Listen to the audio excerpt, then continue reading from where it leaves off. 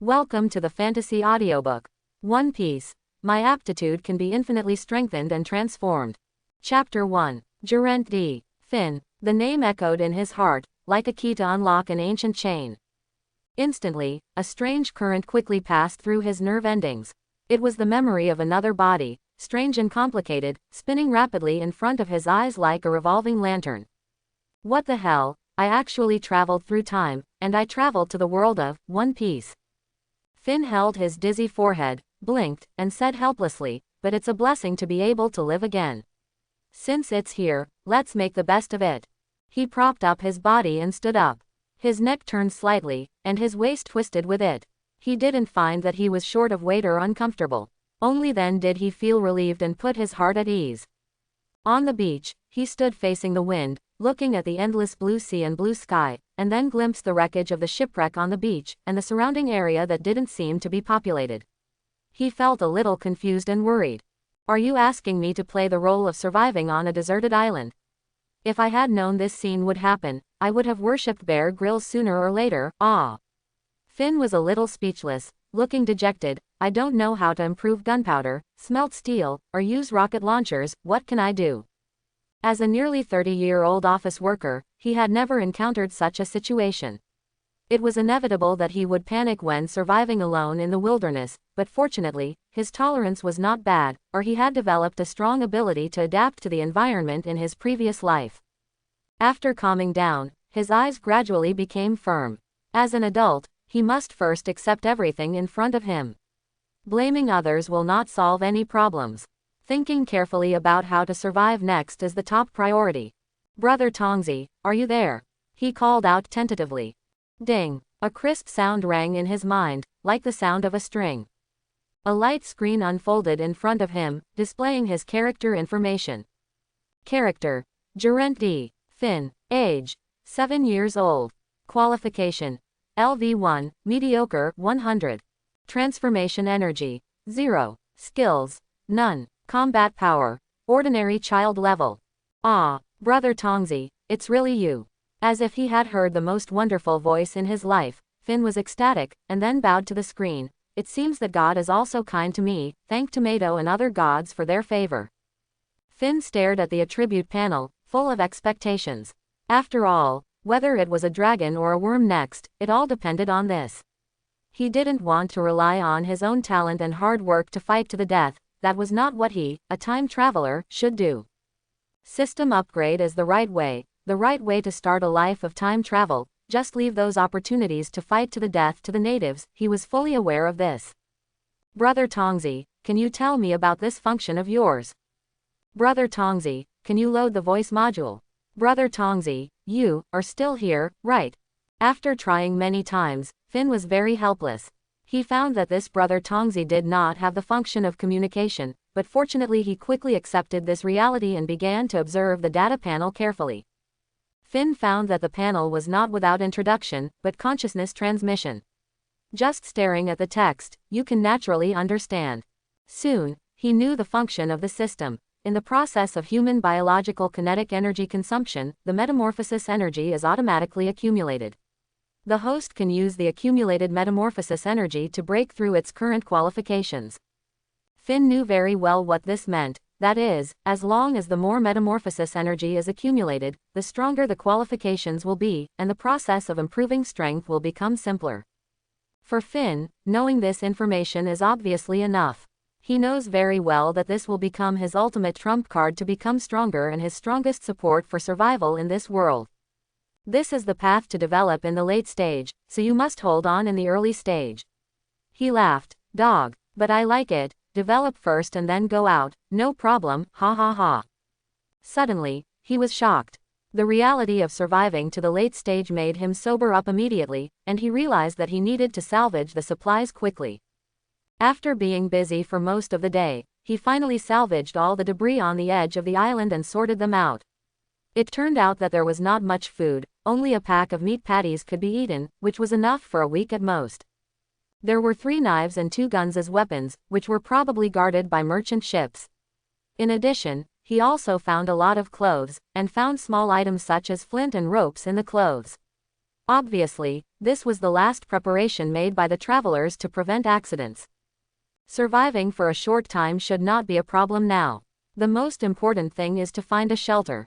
God knows what is in the forest on this island. No matter how dangerous it is, safety is the most important thing. He analyzed seriously.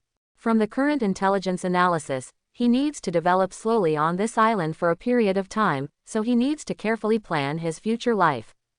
Because he didn't dare to go deep into the dense and unknown jungle, Finn set his sights on the bare mountain wall by the sea. After some searching and consideration, he selected the area as a shelter. Under a huge rock, there is an open space, which is about the size of a common bedroom. It is not small, and it can well block the watering of rain, which is also good. After the selection, he began to organize.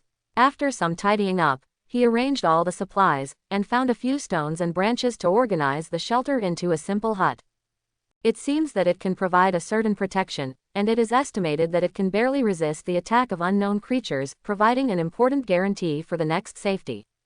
As night fell, on the beach, there were several branches next to the fire in front of the hut, with pieces of meat inserted on the branches, and Finn was alone. At this time, a faint doubt surged in his heart. The island seemed too quiet. There was not even a trace of sea breeze for half a day. If it weren't for the sticky body, the sea salt was so fuzzy that he even doubted whether he was still on an island. However, he clearly remembered the merchant ship that was broken in the storm, and the fear of the passengers who died in the shipwreck when they were swallowed by the wind and waves. After some thought, he had the answer. It was obvious that the island he was on must be in the doldrums, otherwise it would be impossible for there to be no wind for half a day. A strange silence lingered in this place. According to his memory, Finn judged that the climate here should be subtropical, which was good news. At least he didn't have to worry about freezing to death.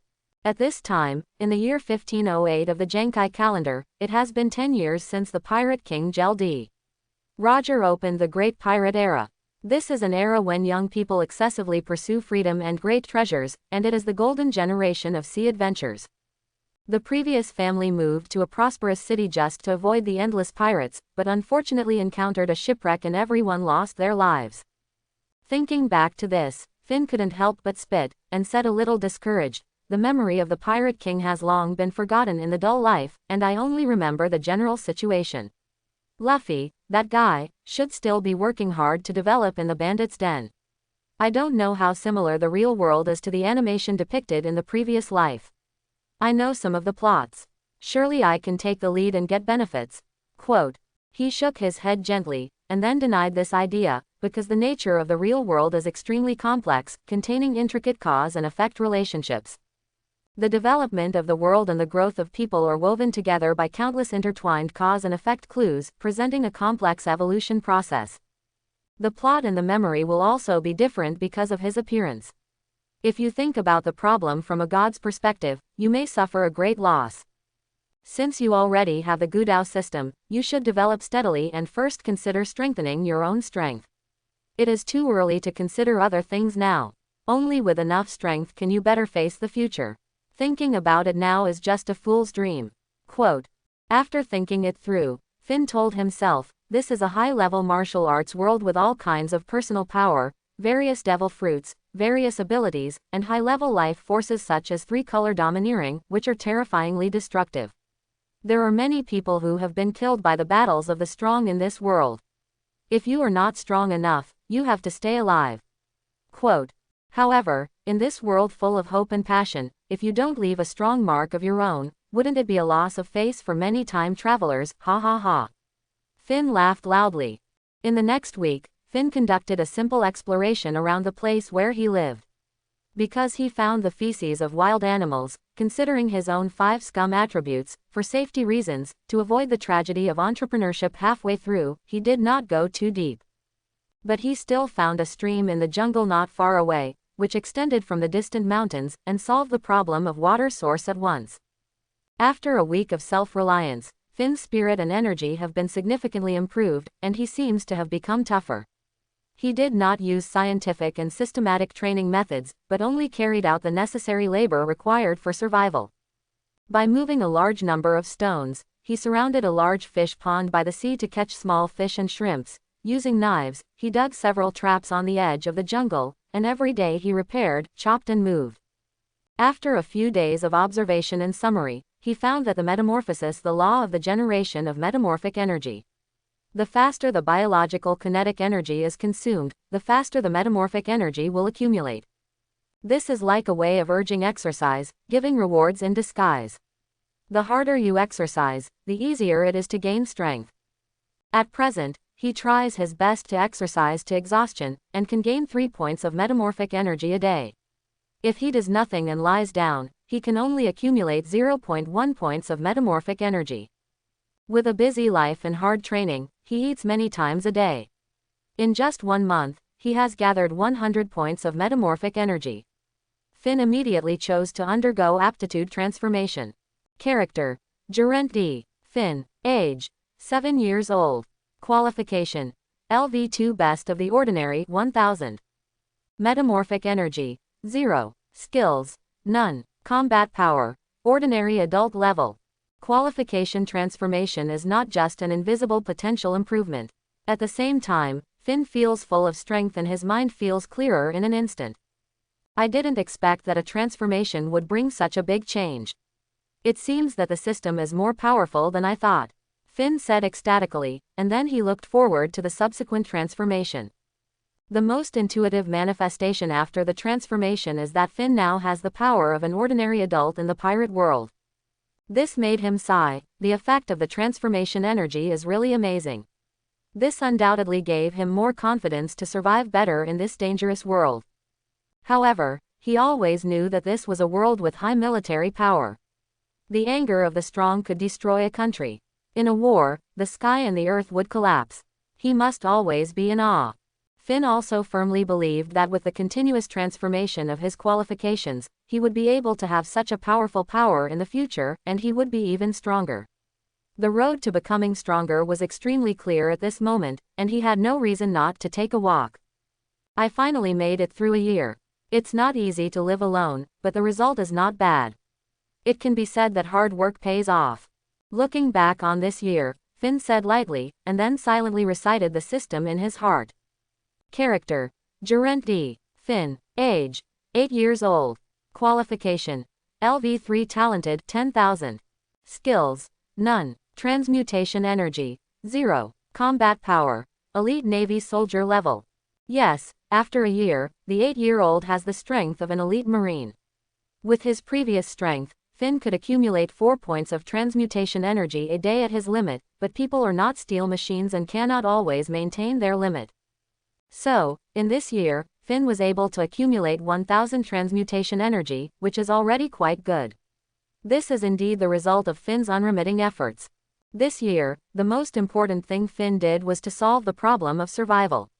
He was busy with construction all year long. The base has taken shape and is no longer the shabby appearance before. There have been huge changes.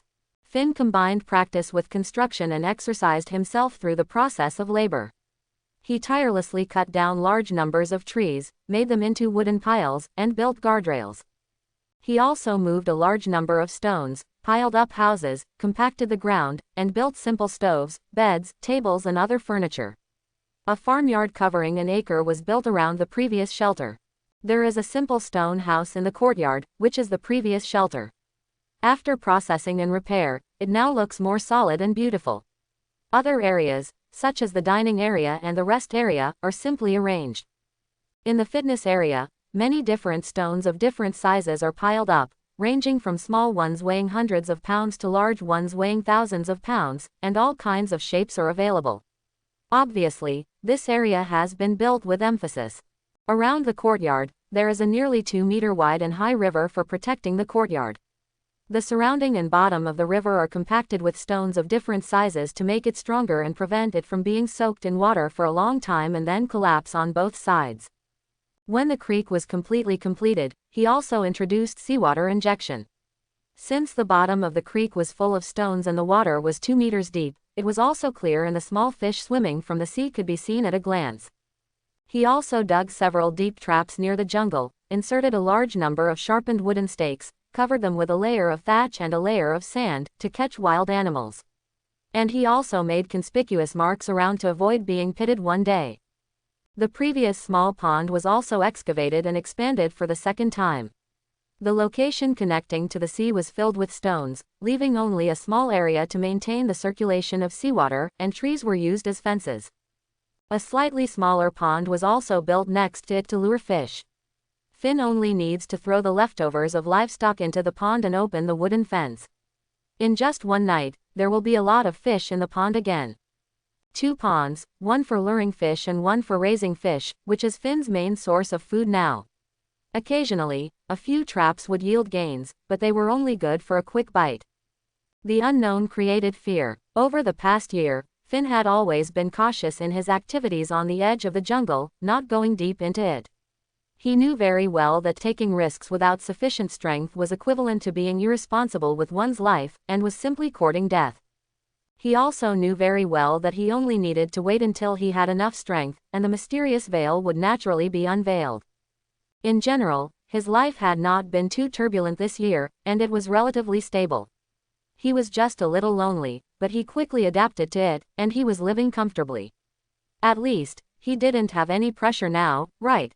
It's time to think about how to make myself stronger, Finn thought to himself. With my talent among the best, it only took me 1 year to have the combat power of a Navy soldier. Now that I have transformed into a gifted person, I am really looking forward to it. It seems that most people in the world have mediocre talents, and there are very few who truly have extraordinary talents. It's time to plan well, otherwise it will be a waste of natural resources and it will be unforgivable. What Finn cares most about is the accumulation speed of transformation energy, so after his strength has transformed, he immediately started the experiment. After a few days, he knew that his daily maximum accumulation in the elite soldier state was only 6 points of transformation energy, which was really difficult. At this rate of accumulation, he estimated that it would take about 5 years for his qualifications to break through to the next level under daily extreme training. Of course, strength will grow, and when it becomes stronger, the accumulation speed will also become faster accordingly. The stronger the strength, the greater the consumption. This does not need to be explained. Energy is not created out of nothing. To maintain consumption, it needs to be supplemented from the outside. Of course, Finn is now the strength of the Navy's elite soldiers is already very important. Don't underestimate it. This may be the limit of an ordinary person's lifetime growth. In the world of One Piece, the population is nearly 10 billion. As the ruling force of the world government, the number of Navy must not be too small, otherwise how can it effectively rule the entire world? It is estimated that the number of Navy is nearly 10 million. And the number of elite soldiers is less than 200,000. They are distributed in major bases in the 4 seas and major fortresses in the Grand Line, serving as captains. Of course, this strength is just a transition for Finn, just the beginning. Who told him to open the cheat? He has just started to exercise, and it can even be said that he has not practiced seriously. What he does can only be called labor.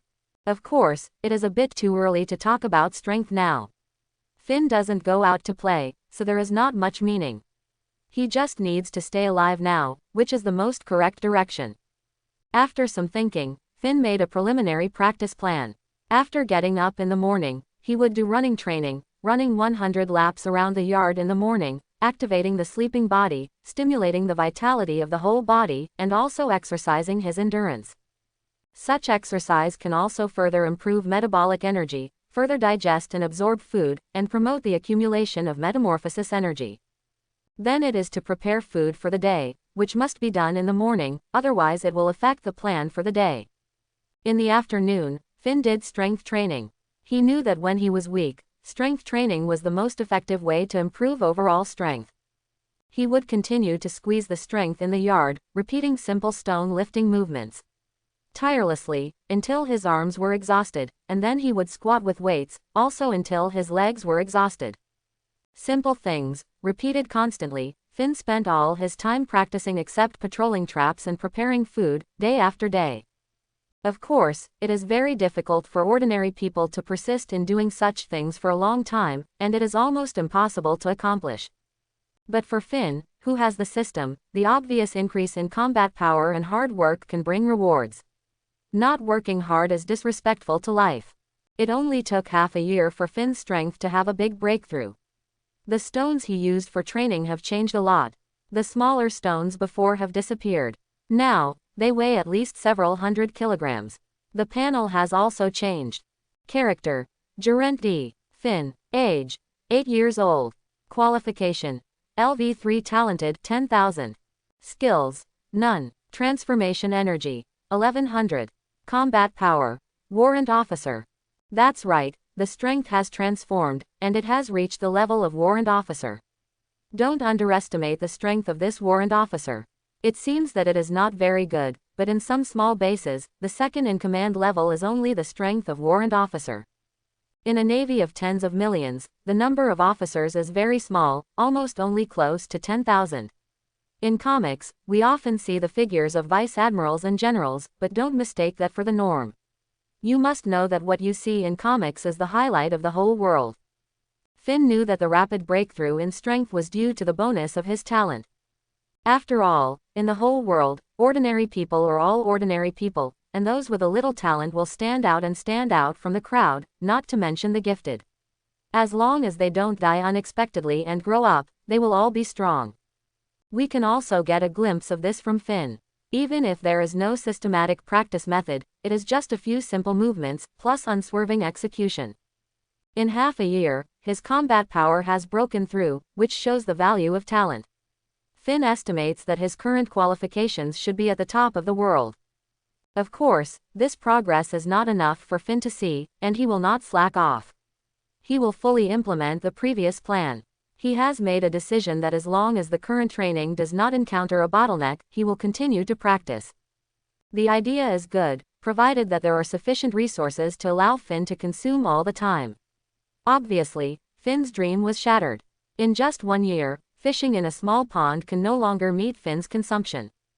The problem of food was also objectively placed in front of Finn. After all, energy is conserved, and the maintenance of combat power requires food supplements. How to solve the food problem next? Should we explore the island in depth?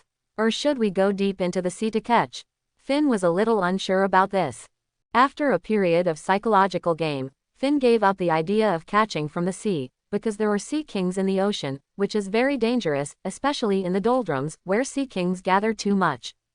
Finn knew that his strength was not enough to deal with sea kings, especially in the water. Humans, they have a natural weakness against sea kings. Exploring the island in depth, Finn believes that with the nearly 1,000-pound strength of his arms and the several guns in his hands, he should be able to deal with most of the dangers. Of course, facing the unknown, he still needs to be cautious. Especially on such a large primitive island, it is unknown what kind of prehistoric beasts will survive. He knows that in the world of One Piece, there are behemoths that are more ferocious than lions and tigers. Therefore, you must be more cautious and careful to sail for a long time. Fortunately, after some exploration, Finn found many herbivores such as bison, wild boars, rabbits, kangaroos, etc. deep in the jungle edge of this island. Occasionally, tigers and cheetahs can be found, but for Finn now, these animals do not pose a danger. Finn can easily use javelin to hunt in the surrounding area, but because there is no means to preserve prey, he does not hunt a lot at one time, but hunts once in a while to meet his own consumption. During this period, a throwing event was added to the training method. In order to catch prey, Finn can only use javelin for long-distance throwing. This requires a high level of strength and accuracy.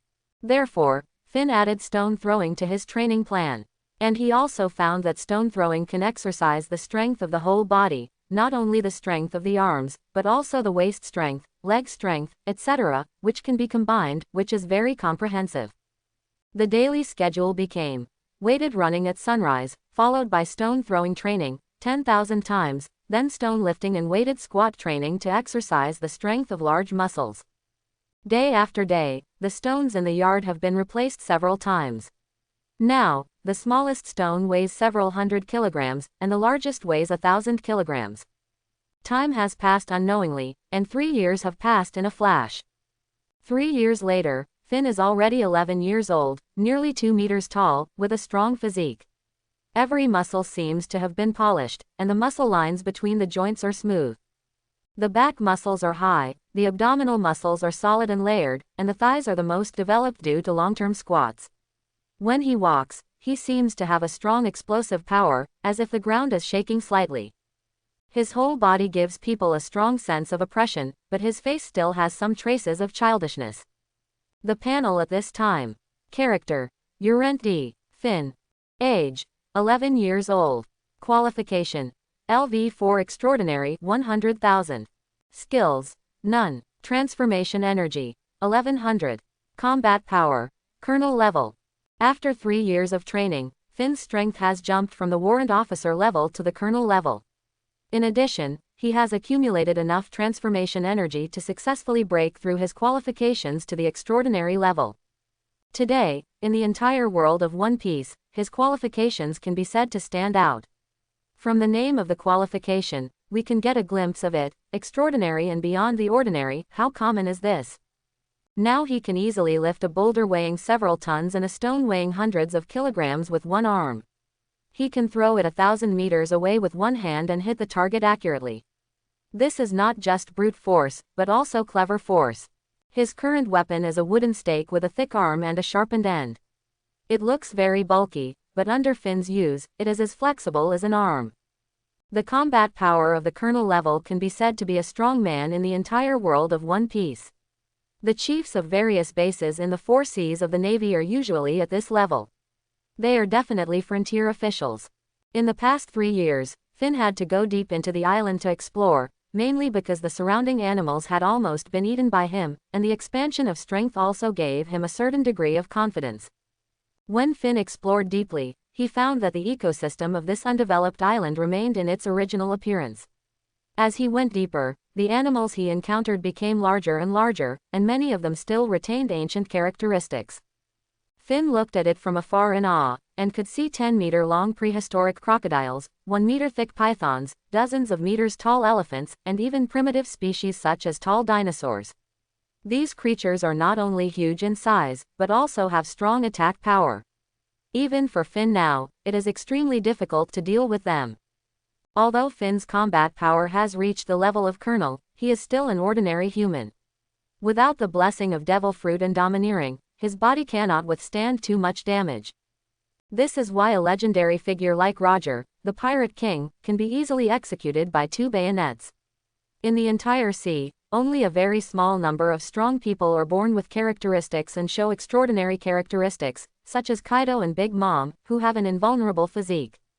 My strength growth has obviously slowed down now. I must have hit a bottleneck. It's time to try hockey training, Finn analyzed carefully. Although I'm not very clear about the training method, the awakening of hockey is imminent at this stage. The source of food has become a new problem. The animals around have almost eaten it all. The essence of armament color is the potential energy of the body. How is this energy generated? Finn quietly analyzed the current problem, and how to properly stimulate this potential energy. Faced with these questions, Finn fell into deep thought. He guessed that the practice of armament color is not just a combination of physical strength and skills, but should be a state of unity of body and mind. His guess is based on the fact that since this ability exists in the body but is not obvious, it needs conditions to trigger, and it must require the intervention of the mind. However, Finn still believes that with his extraordinary qualifications, even if there is no reference to the practice method, through continuous trial and exploration, he will definitely be able to awaken this ability, otherwise how can it be extraordinary? In the anime, he has seen the plot of awakening by being beaten. Although he does not understand the principle, he believes that this is not the only means. He planned to cultivate an indestructible faith based on his guess, and see if he could lead out the armament hockey inside his body. Perhaps it was a coincidence that made Finn guess right, and this was the right way to awaken the armament hockey. A year later, as the surrounding trees were knocked down one by one, Finn's fists gradually became more powerful. Finn spent a whole year focusing on boxing practice. At first, he targeted the pad made of rattan, punched repeatedly, and kept thinking about angles and techniques. In less than a month, the pad was shattered by him. He then turned to using a tree as thick as a person, tirelessly continuing to punch repeatedly, repeating the process selflessly. 3 months later, Finn no longer used only the strength of his arms, but began to fully utilize the strength of his waist and even his whole body. If one word is used to describe his state at this time, it is subtle. Finn's fists slowly grew thick calluses in the constant hitting, and gradually developed a solid stratum corneum, making him almost unable to feel the pain of hitting. Although he became stronger, he did not achieve his goal. Trees were still being smashed and knocked down one by one until there were no more sturdy trees for Finn to practice on the periphery of the jungle, and this process lasted for a whole year. Although he did not inspire the armed color domineering, Finn had initially developed an indestructible belief. Any sturdy tree, he instinctively believed that he could smash it with one punch. Finn then turned his target to the reef, starting from the smooth reef on the seashore, and continued to punch. After a few months, there was still no awakening of armament hockey, but the stratum corneum on his fist was obviously thicker, and it was obvious that the reef could hone his fist better. Gradually, his fist hit the smooth reef and he could no longer feel the pain. At this time, Finn was able to smash the reef with one punch. Although he still did not stimulate armament hockey, Finn also doubted whether he was going in the wrong direction. But as he became stronger day by day, Finn did not change direction, but continued to practice boxing. Another year passed, and there was no intact boulder around. At this time, Finn stood in front of the huge rock wall by the sea, punching continuously, and his faith was gradually strengthened. He gradually felt a strange power wrapped around his arm. Then, as the entire rock wall collapsed with a punch, Finn finally realized that the thin layer on his arm was his armament hockey. Although it was not black yet, Finn instinctively knew that this was the primary form of armament hockey. He believed that with continuous training and continuous accumulation, armament hockey would become more powerful. After understanding this, Finn decided to continue to strengthen the practice of armament color. After another 2 years, the rock walls and reefs near the entire coastline were shattered. In the end, Finn's armament color reached the top black quality, and was able to be used flexibly between full body coverage and local hardening. And most importantly, he has mastered the armament color Ryuzakura. Finn also understood the changes in the color of armament color. This energy is colorless in the primary stage. When the energy is strong enough, it will turn purple, and finally appear black when attached to the body. When enough energy forms an energy ball, and the refraction of light is mixed with the heat energy of its own life, a physical visual effect is produced, that is, the fans of Ryuzakura. For 4 years, Finn has been digging and strengthening armament color hockey. In this process, he seems to have understood the foundation of the power of this world, that is, the body is the foundation and the belief is the soul. Physical strength and skills are the foundation, but to be truly strong, you must have firm beliefs and will. This reminds him of the 4 emperors Shanks betting on Luffy's left arm, and the Hawkeye of the East China Sea recognizing the fledgling Zoro. He knew that in this world, belief is the ultimate factor that determines whether a person is strong or not. In addition, Finn also realized why there are so few people who can master Ryu Sakura. Because Ryu Sakura is not only based on the flow and concentration of armament hockey, but also depends on the amount of armament hockey. Only when a large amount of armament hockey is concentrated, Ryu Sakura will have great destructive power and be able to attack the inside of the target. Therefore, Finn can't rely on Ryu Sakura for a long time now. It can only be used as a trick, a killer move, and a means of finalizing the outcome.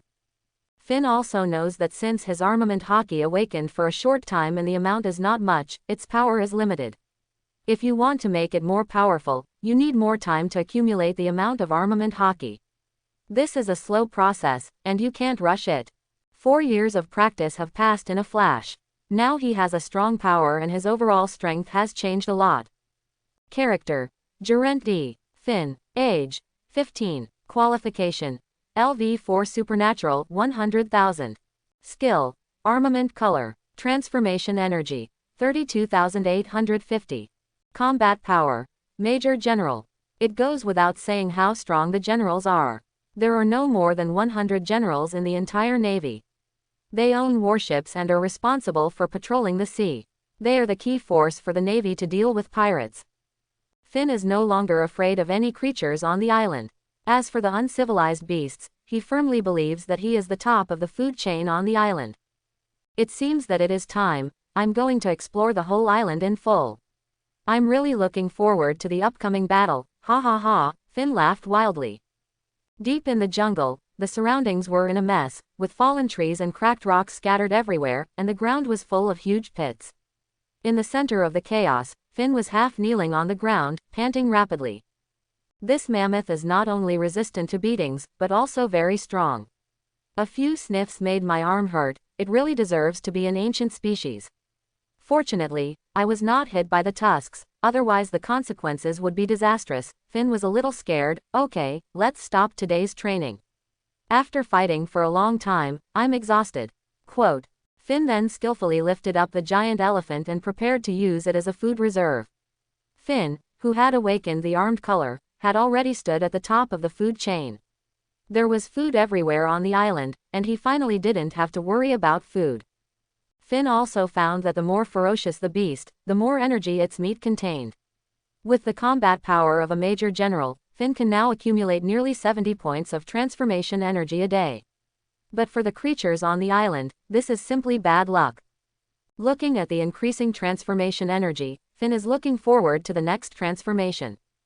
The general level combat power is undoubtedly the strongest among the strong in the Navy. It is only possible to exist in the headquarters and the G-base of the Grand Line. Its powerful force is enough to suppress one side in the Navy. Especially in terms of physical skills, it is rare to reach such a high level. If you are lucky enough to get a suitable devil fruit, the future will become limitless. However, Finn is not satisfied with the small achievements in front of him. After experiencing the beauty of life becoming stronger, he is more eager to evolve the essence of life.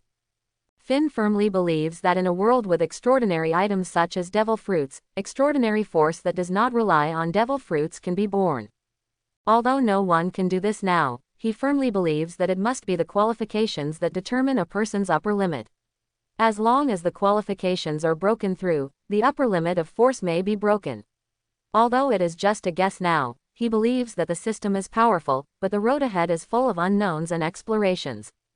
In the world of One Piece, apart from the devil fruit, the most likely things that can be related to the extraordinary are the three-color domineering and life return, and both of them have a very high upper limit. Needless to say, the three-color domineering, just the foresight of the future and the hearing of the voice of all things are in line with the characteristics of the extraordinary, full of mystery. The same is true for life return. The subtle control of the body, the extension of consciousness, all have the style of immortal novels. Isn't this similar to inner vision and spiritual consciousness? Domineering and life return. Finn wants both, but for a physical master like Finn, if he wants to continue to break through, then life return is definitely the most important topic to be conquered at present, and it is the top priority. The practice of domineering is even more mysterious. Finn, who has been working behind closed doors so far, does not have enough vision and knowledge reserves to allow him to continue to develop three-color domineering.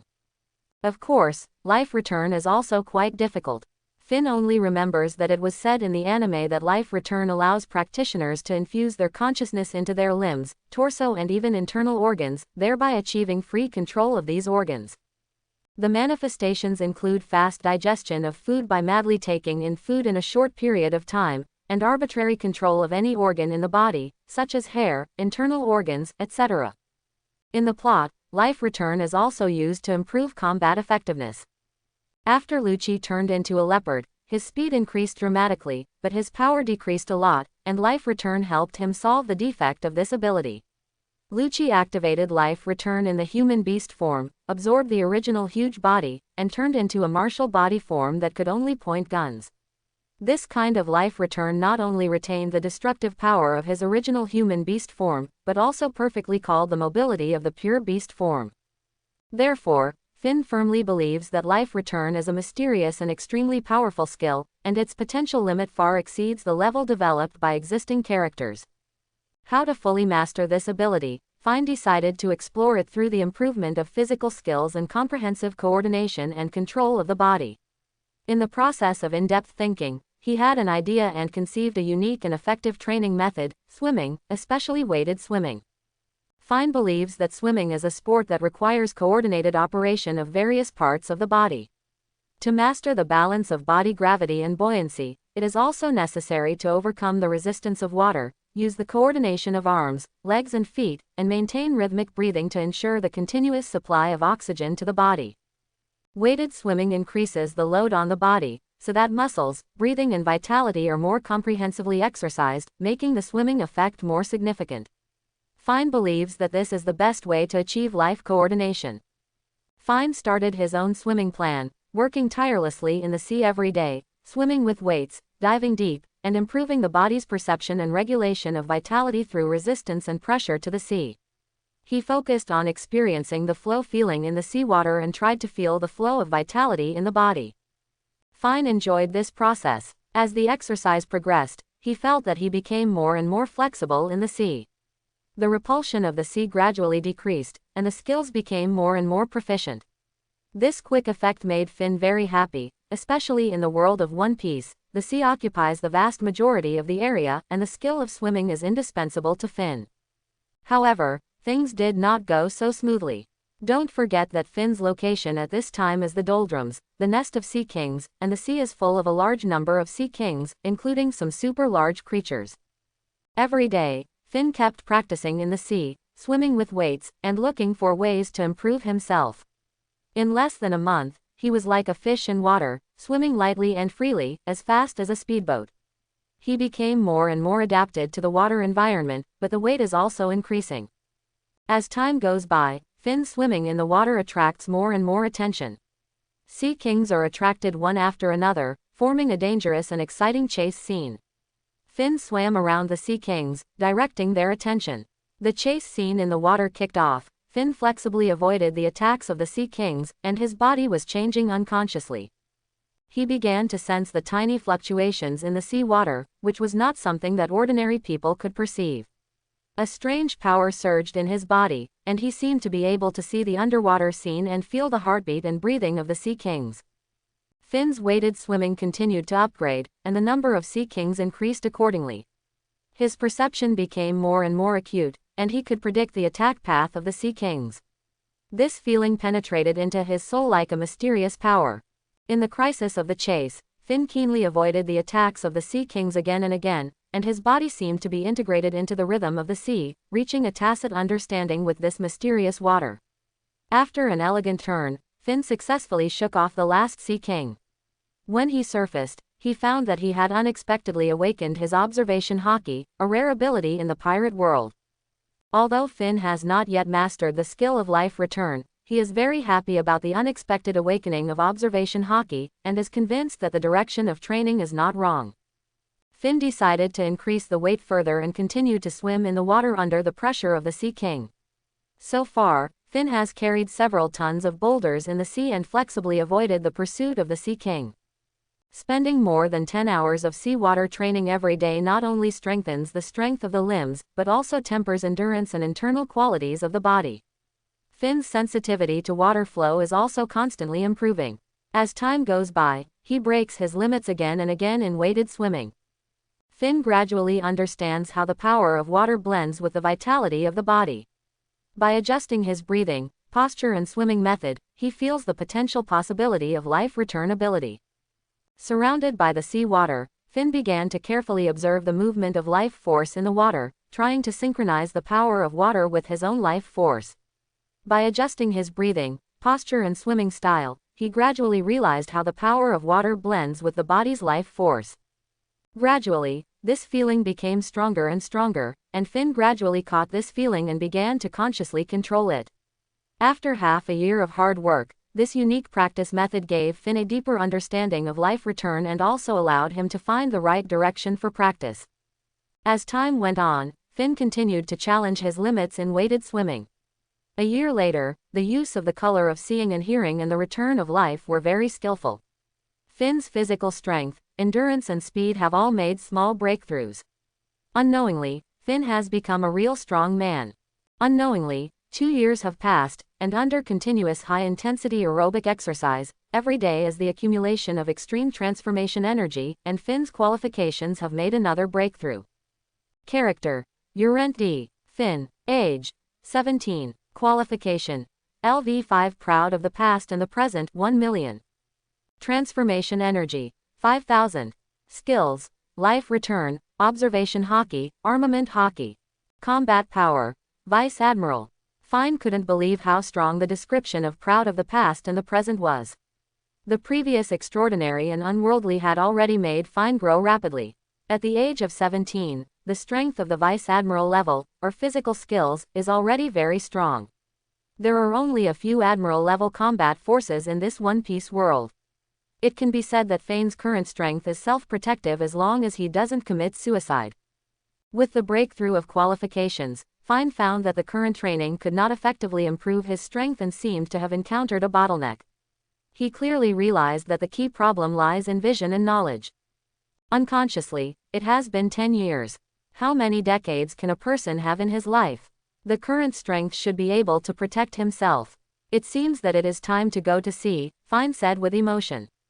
For a long time, Fine had no clear goal in the world of One Piece and had been training continuously, mainly because of the pursuit of a sense of security. Now he has regained the long-lost sense of security, but Finn is confused about what he should do in this world. Finn has no interest in overthrowing the celestial dragons and finding the great secret treasure. He has his own system and can grow to the strongest. Isn't it great? The 800-year rule of the world government is not just talk. It is the result of military suppression. To overthrow them is completely thankless and risky. Moreover, the celestial dragons did not provoke him. Besides, as the descendants of the victors, they should not have some privileges. The natural development trend of the world seems to be like this. Overthrowing the rule of the world government may not necessarily usher in a better era. As long as there is a difference in strength, there will naturally be a difference in status, which is also the basic law of this world. Moreover, Finn also believes that it is reasonable to have a clear distinction between the strong and the weak in the status. Is it necessary to have the same strength and the same status? In that case, will the strong agree? Even if the rule of the celestial dragons is overthrown, won't there be a wave of descendants of the victors? Will they be called earth dragons or sea dragons? Who can guarantee that the young man who slays the dragon will not become an evil dragon? The times are undergoing drastic changes, and the evil generation of the Great Pirate Era is about to usher in, and countless supernovas will rise. This is a very exciting era. Finn can't help but think about how he should integrate into this new era full of strong people as a traverser. Sailing on the sea is so boring, Finn sighed in boredom. He had been sailing on the sea for a month and couldn't help but start to doubt whether he could adapt to this monotonous life. During this period, he did not encounter any ships or islands, but it was gratifying that the rafts made of several huge pieces of wood he drove successfully sailed out of the doldrums. However, this sea seemed to be more vast and boundless than he had imagined, which made people feel very boring. Fortunately, Finn was well prepared and had abundant supplies, so he would not face the threat of hunger in a short time. He comforted himself by talking to himself. Hold on for a while, there will definitely be a fateful encounter. Well, there seems to be something ahead. Finn, who had been keeping his sight, sensed the emotions of the sea creatures thousands of meters around him and found that many sea creatures were avoiding something. This feeling was very strong, and Finn quickly paddled the small raft in that direction. With powerful force and rapid paddling, the small raft was like an arrow from a string, bringing rolling white waves on the sea, like a white dragon surging in the sea.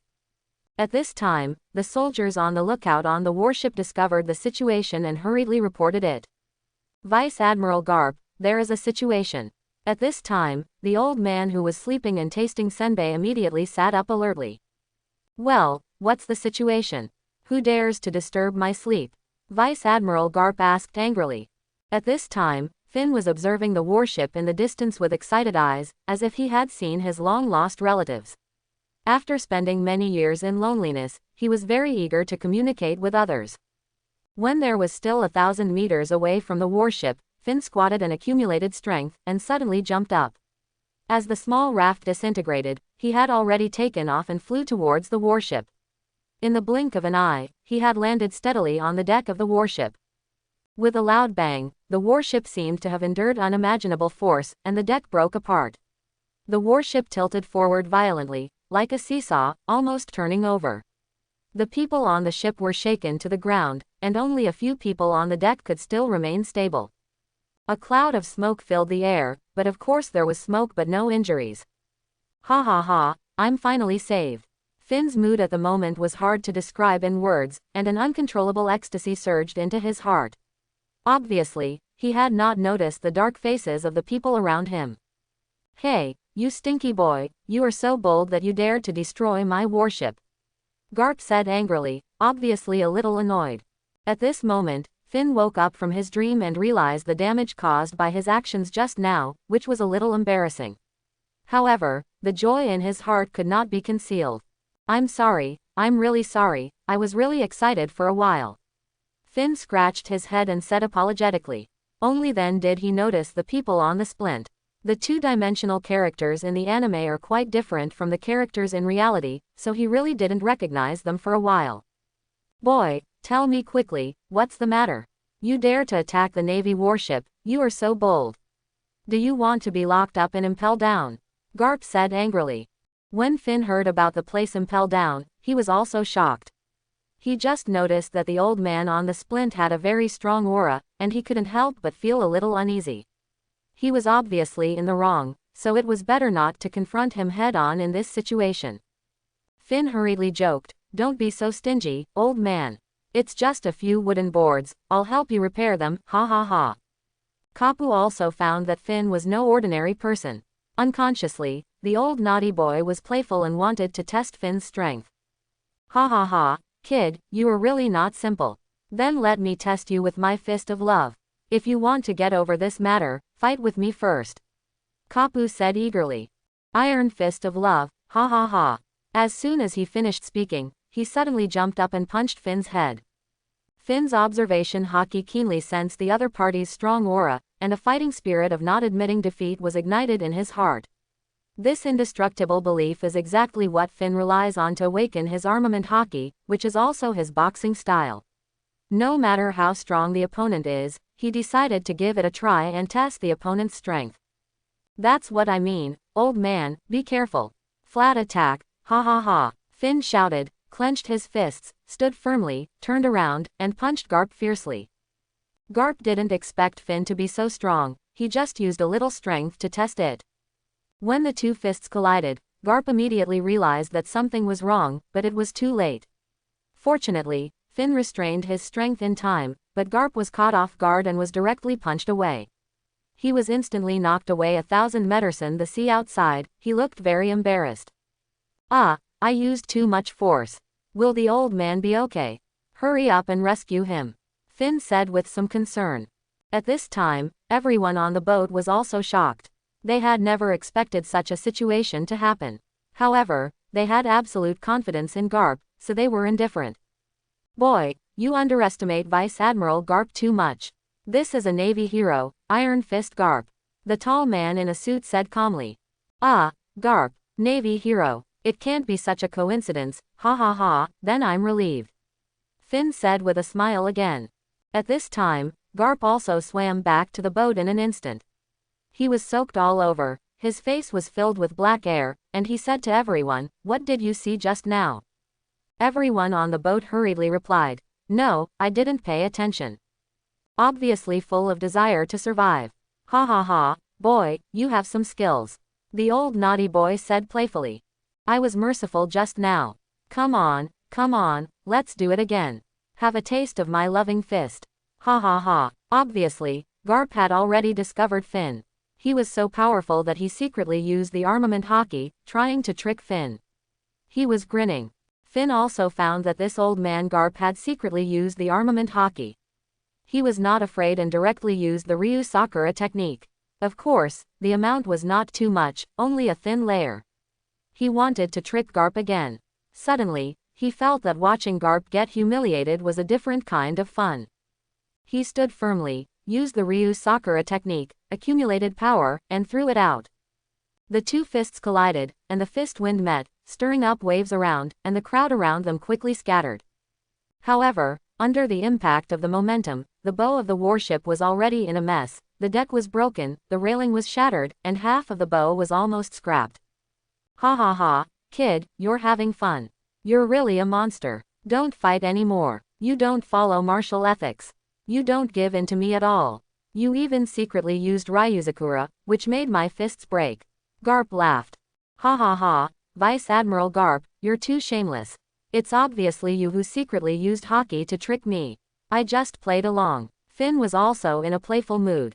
The two of them relaxed their strength at the same time and jumped lightly onto the intact wooden boards on the ship. At this time, the other people also reacted. They were so shocked that their jaws almost dropped, and they looked at Finn like a monster.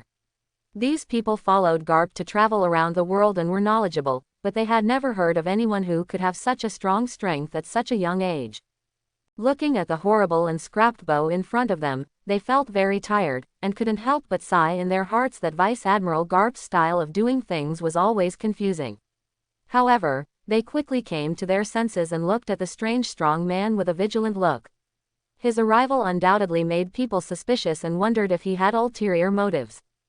Seeing the tense expressions of the crowd, Garp laughed triumphantly again, and the laughter echoed throughout the ship like spring thunder. Ha ha ha ha. At the moment of the fist collision, Garp's observation hockey had already sensed the kindness in Finn's heart, which was a stable and calm state of mind. Obviously, Garp's observation hockey has been cultivated to an extremely high level. He has seen too much darkness and felt too many dark hearts, so he chose to pursue a free life in the Navy. Young man, where are you from? What are you going to do? Garp asked. Finn did not hide the truth and told Garp the actual situation. He said, Vice Admiral Garp, I am Gerent D. Finn. When I was 8 years old, I was shipwrecked and I was the only one in my family who was stranded on an island in the calm belt. I lived alone for 10 years and felt that I had the strength to go in and out of the calm belt, so I set out with this small raft. After nearly half a month of sailing, I happened to meet you. I want to hitchhike and take a look at the East China Sea. Soga, it turned out to be a fateful encounter. The D clan is always full of magic. Garp laughed, but his observation hockey was activated again, and he felt Finn's sincerity again. Ha ha ha, since we are on the same road, let's go together. I am also in a hurry to teach my grandson a lesson. Recently, his desire to go out to sea as a pirate has become stronger and stronger. Garp said.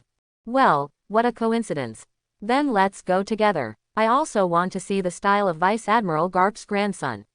Finn laughed. He had this plan in mind. Brother Finn, why don't you help me teach my grandson a lesson later, so that he knows the dangers of the sea and understands the dangers outside? You are of similar age, so it should be a good match. Then let's try it then. Everyone was talking to each other, chatting happily on the ship, completely ignoring the people who were busy repairing the warship. In this way, Finn officially boarded Garp's ship. During the voyage, Garp asked Finn if he planned to join the Navy. However, Finn declined Garp's invitation on the grounds that he wanted to travel around the world first. Garp did not force it. He saw that Finn had his own persistence and would not easily join other organizations. During this journey, Finn often had fierce competition with Garp, eager to break through his own limits from the confrontation with this top powerhouse. Garp also admired Finn's strength and thought he was a worthy opponent. The competition between the two gradually became the main fun of the voyage. During the competition, Finn realized the gap between himself and Garp. This was not a gap in strength or domineering, but because he lacked the combat experience of a battle-hardened warrior like Garp. In many fights, Finn was often hit by Garp when he was caught in a flaw, but his body was not seriously injured, but his face was often bruised. Finn thought that Garp was deliberately retaliating against him, but in fact, Garp was just sparring with Finn in a playful manner. In the contest with Garp, Finn's combat awareness has made a significant breakthrough. He can now fight back and forth with Garp in the confrontation. Of course, Garp did not go all out, but just sparred with Finn with an appreciative and playful attitude. And Finn did not go all out either. He and Garp restrained each other and regarded sparring as a form of entertainment. Although Finn still has a gap in domineering, he is confident in his training methods. He knows that as long as he continues to accumulate and polish, his domineering will catch up one day. At this time, Garp and other crew members were surprised by Finn's strength. They could not believe that this young man could have such strength at such an age. Finn is also confident in his ability. He believes that his path will be full of light. Besides, even if he cannot believe in himself, can he still not believe in Brother Tongzi? What do you think? In a month, the warship crossed the ocean and arrived at the East China Sea. In this short period of time, with the constant exchange with Garp, Finn gradually integrated all his skills, and his combat awareness and skills improved by leaps and bounds. "Hey, Finn boy, what is your dream?" Garp asked curiously, looking at Finn who was thinking on the deck. Yes, Garp saw Finn's strength and talent, and hoped to include this young man in his ship. He asked Finn about his dream, but Finn's answer was unexpected. "Dream, I don't know, live well, and then live your own life." Finn's answer was calm and true, as if flowing in his blood was a kind of indifferent and firm concept. Such an answer made Garp laugh, thinking that Finn's strong strength and inner peace formed an incomprehensible contrast. "Ha ha ha, it's really surprising, such a powerful little brother, his heart is so calm, this is really incomprehensible." Garp admired from the bottom of his heart. "To be honest, you don't look like a young man at all. You don't have the passion and impulse of youth. But it's not a bad idea to live well. After all, the times are running wild, and the sea is turbulent. No one can stay out of it," Garp said to Finn seriously, and at the same time, he missed his grandson Luffy. He couldn't help but blame Shanks, thinking that this guy was really a headache. Finn didn't confess his true thoughts to Garp. His wish was simple and practical, to live freely, and to live without anyone threatening his life. With the transformation system, he firmly believed that in this high-level martial arts world, he would eventually be able to climb to the peak of martial arts, surpass the ancients, surpass anyone, stand on the top of the peak, and overlook the whole world. Gradually, Garp's warships had arrived at Windmill Village, and Windmill Village had already discovered the arrival of Garp's warships, and spontaneously came to the port to welcome Garp's arrival. The 4 words, "naval hero," are not unimportant, suppressing the sea for an era. It is precisely because of Garp's existence that the East China Sea can have a long-term relative peace. So every time Garp returns to Windmill Village, he does not hide it, the purpose is to deter those who may have ill intentions. And now for Garp, he is very happy to see his grandson again. He has been running around all year round, and there are very few opportunities to return to his hometown. "Dayton, I'm here again," Garp shouted loudly. Dayton came out of the house with a cigarette in his mouth, and said casually, "Garp, you fool, you still know to come back." Garp smiled, and seemed to have a simple relationship with Dayton. After all, he could raise Luffy for more than 10 years, and the friendship between the two must be extraordinary. "Where is Luffy?" Garp asked. "That kid, how do I know? He disappears from time to time, and keeps clamoring to go to sea. He must be preparing something in the mountains. Go find it yourself." Dayton shrugged. "It's all that Shanks' fault. He chose to be a pirate when he could be a marine. It makes me angry every time I think about it. Next time we meet, I'll have to treat him well," Garp said angrily. "HMPH, I'm going to teach him a lesson this time. I found a super fighter this time so that he can know the dangers of the world. Brother Finn, you have to treat my grandson well." Garp looked at Finn and said. Finn smiled in his heart and understood Garp's plan. He knew that Garp hoped that through Luffy's competition with him, Garp would let his grandson realize the dangers of the sea and the gap in strength between him and the strong, so as to dispel his idea of going out to sea as a pirate. However, Garp never thought that his grandson was destined to stir up trouble on the sea, so Finn replied, "No problem, Vice Admiral Garp, I'm best at beating people, ha ha ha." "Finn, watch out, rubber machine gun. Rubber rocket launcher. Rubber tomahawk. Rubber stamp machine gun." Luffy was puzzled by Finn's strength and fighting style. He tried hard to perform a set of moves, but found that Finn easily dodged and occasionally took all the attacks without any damage. Luffy couldn't help but ask curiously, "Finn, how come you are so strong? Why can you take all my moves without any damage?" Finn laughed and replied, "Ha ha ha, Luffy, you are still far from defeating me. You need stronger power and faster speed. Of course, speed is also power." He looked at Luffy's somewhat confused expression and couldn't help but ponder in his heart. Fighting, summarizing, and thinking with Luffy every day, which is a pleasure for him. Of course, sparring is also to establish a relationship with Luffy faster. This unique way of friendship is very common in the pirate world, and many friendships start with fighting. Finn also has other plans. He has long realized that his fighting style is too ordinary and lacks explosive power and lethal means. Therefore, he decided to use the duel with Luffy to observe and study the ability of the rubber fruit on Luffy to see if he can get inspiration from it and develop a trick suitable for himself. As for why it is Luffy, because Finn believes that no one in the world of One Piece has a richer fighting form than this guy, and can widely adapt to various fighting styles.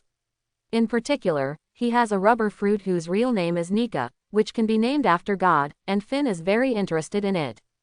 Of course, Finn is also curious about Luffy, a unique guy. He admires Luffy's innocent heart. In this marine environment full of deception and calculation, Luffy can maintain extraordinary appeal. He admires Luffy's optimistic attitude, big heart and character of being able to fight for justice. As time went by, Garp left Windmill Village due to his busy official duties, and Finn decided to stay with Luffy for a year to observe his growth, and also hoped to develop his own unique skills through training. This period of time is destined to become a special page in the lives of both of them. Luffy and Finn's duel has become a daily routine, and each one is an unforgettable experience. In the fierce confrontation, Luffy gradually felt the strength of Finn. Finn's strength lies not only in strength, but also in his understanding of combat and the use of skills. Luffy, you are too impulsive. Strength is not only reflected in muscles, but also in tactics and strategies. Finn instructed after a duel. But I like to solve problems with muscles. Luffy responded stubbornly, but he thought about Finn's words in his heart. Luffy finally couldn't help asking the question that had been puzzling him for a long time. Finn, why can your fist hurt so much like Grandpa's? Finn smiled proudly and answered, ha ha ha, this is the sign of a strong man, Haki. Haki, the sign of a strong man, come on, teach me. Luffy was excited and eager to try, with stars in his eyes. Finn showed Luffy the functions of armament Haki and observation Haki, which made Luffy very excited. He immediately asked Finn to help him train Haki, and Finn was happy to agree. After all, this was also an opportunity for him to summarize and deepen his understanding of Haki. Finn guided Luffy to learn more about Haki during the training. As expected, Luffy quickly mastered the use of Haki, which made Finn sigh that he was worthy of being the son of the times, and his talent was strong. Of course, Finn's guidance was also indispensable. However, Finn did not interfere too much with Luffy's use of the fruit ability, because he himself was not a fruit ability user and was not clear about the source and limitations of this power. But he gave Luffy some guidance and inspiration on the use of the second gear. Through careful observation and in-depth research on Luffy's second gear, Finn came up with the direction of improving his own strength. He found that the core of the second gear lies in the rapid flow of blood, which promotes metabolism and energy conversion. For ordinary people, this move may cause blood vessels to rupture, but Luffy's blood vessels are elastic because of the characteristics of Rubber Man, which solves this problem. Finn was inspired and decided to create a similar move by combining life return, domineering and physical skills. He controls various parts of the body, including the flow of blood, through life return. Then wrap the blood vessels with armed color to increase their strength. Finn made a lot of attempts in practice and finally created a move that comprehensively improves combat power, named Shinwushin First Style Ryuzen. This move combines life return, domineering and physical skills to comprehensively strengthen and improve the user's combat power. However, this move also has its own shortcomings, mainly reflected in the excessive consumption of physical energy. For Finn's current strength and physical fitness, this is not a problem. Instead, it can promote faster metabolism and accelerate the accumulation of transformation energy. In order to make the Shinwu Body First Style Ryuzen more perfect, Finn drew inspiration from the flame cloud after the awakening of the animal fruit, and tried to use the return of life to control the high-temperature gas produced when the blood flows rapidly. Through the entanglement of the flow cherry, a dark red flame cloud was finally formed. This kind of flame cloud not only looks handsome, but also can continuously exercise the control ability of the armed color domineering. Because it is not a simple matter to maintain the continuity of the flame cloud, it is necessary to combine the return of life to cleverly control one's own chi and continuously release the armed color to entangle with it. The maintenance of armed color originally requires a lot of energy consumption. The process of controlling the rapid flow of blood by returning life is also a process of doubling energy consumption. To maintain this state for a long time, it is necessary to have a strong physical fitness. Of course, for Finn's current physique, it is no burden. Finn decided to maintain this state all the time. On the one hand, he exercised his body's control ability. On the other hand, Finn found that if he maintained this process for a long time, his body would adapt imperceptibly and become stronger. It has a good body building effect. Finn is looking forward to the change from quantitative to qualitative. At the same time, Finn is looking forward to the development of moves. He knows that in the cruel and competitive environment of the pirate world, continuous innovation and breakthrough are the key to improving strength. He is determined to continue to explore the way forward, continue his transformation, and keep moving towards a higher peak. Perhaps it is because of such a firm belief that in the future, a name called Wusheng will leave a rich and colorful chapter in this vast ocean. This year has passed leisurely. Finn gradually integrated into this world and no longer felt lonely. The creation of the Divine Body First style Ryuzen brought a significant improvement in his strength, and the Ryuzen state he has maintained has also made him a significant breakthrough in strength. Character: Urent D. Finn. Age: 18 years old. Qualification: LV5. Proud of the past and the present, 1 million. Transformation energy: 36,500. Skills: Life Return, Observation Hockey, Armament Hockey, Divine Body. Combat power: Quasi-Admiral level. Finn and Luffy spent a fulfilling year in Windmill Village. During this year, they both had their own breakthroughs, but Finn planned to continue pursuing his own path and set off again. Luffy was also eager to go to sea in advance because his strength had increased significantly compared to the original timeline. However, Finn did not stop it because it would cause the timeline to be messed up and he would lose his foresight. He always believed that the situation was changing rapidly, and his appearance had already affected the current situation. He was not willing to be too preconceived and take the original plot as the standard, because he knew that compared to the protagonists in those anime novels, each of them seemed to have the eyes of God, making major events perform like a script, as if everything was under control. He did not have such ability. In this new world full of unknowns and variables, he would rather explore with an open mind and not limit the past stories to the future in front of him. Do you say that you have a system? Do you need that foresight, and do you want to take the little profits that belong to others without any limit? Another thing is that he doesn't think the real world is exactly the same as the anime he watched before.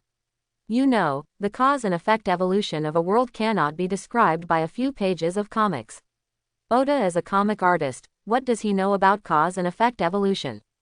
When facing separation, Finn was the first to say, "Luffy, I'm leaving today, I'm going to go my own way."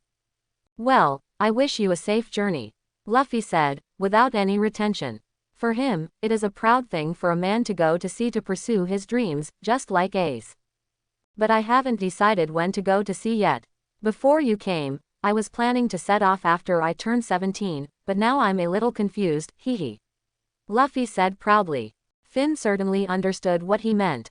Obviously, during this year, Luffy felt a little proud of his growth in strength, and then considered whether to set sail in advance. "Luffy, you should have the courage to risk your life for your dreams.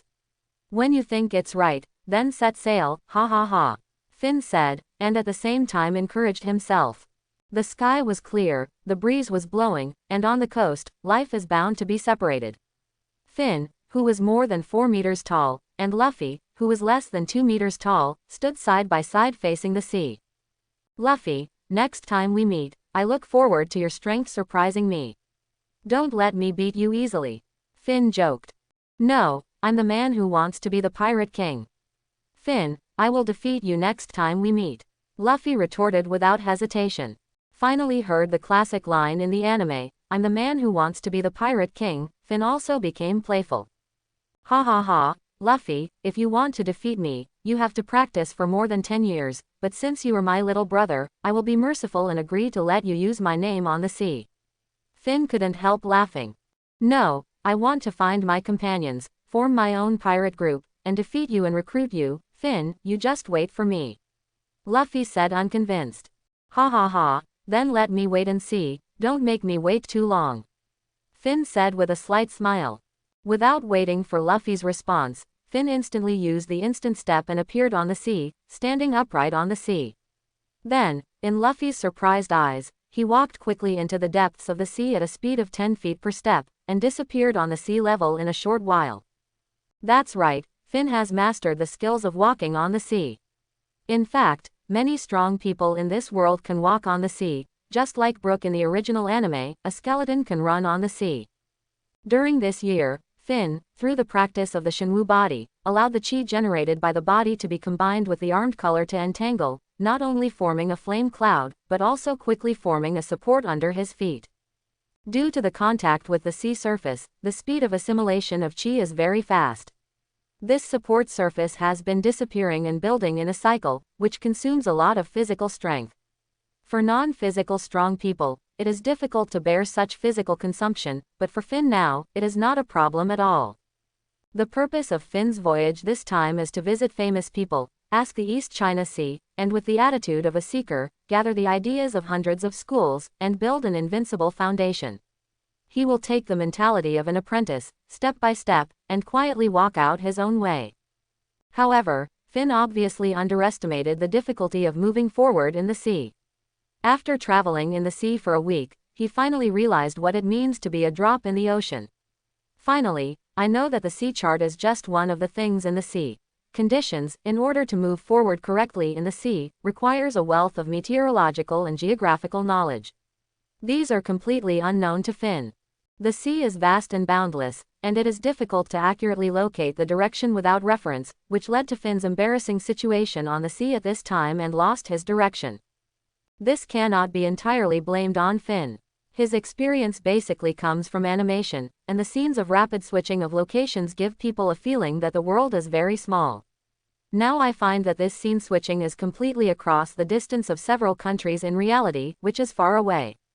Fortunately, the navigation technology in this world is very advanced, and maritime trade is even more prosperous. From time to time, you can see ships traveling on the sea.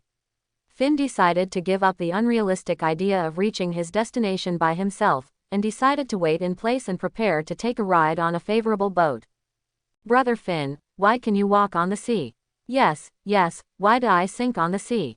After a day of waiting, Finn finally met a passing cruise ship as he wished, and after friendly communication, he successfully took a free boat.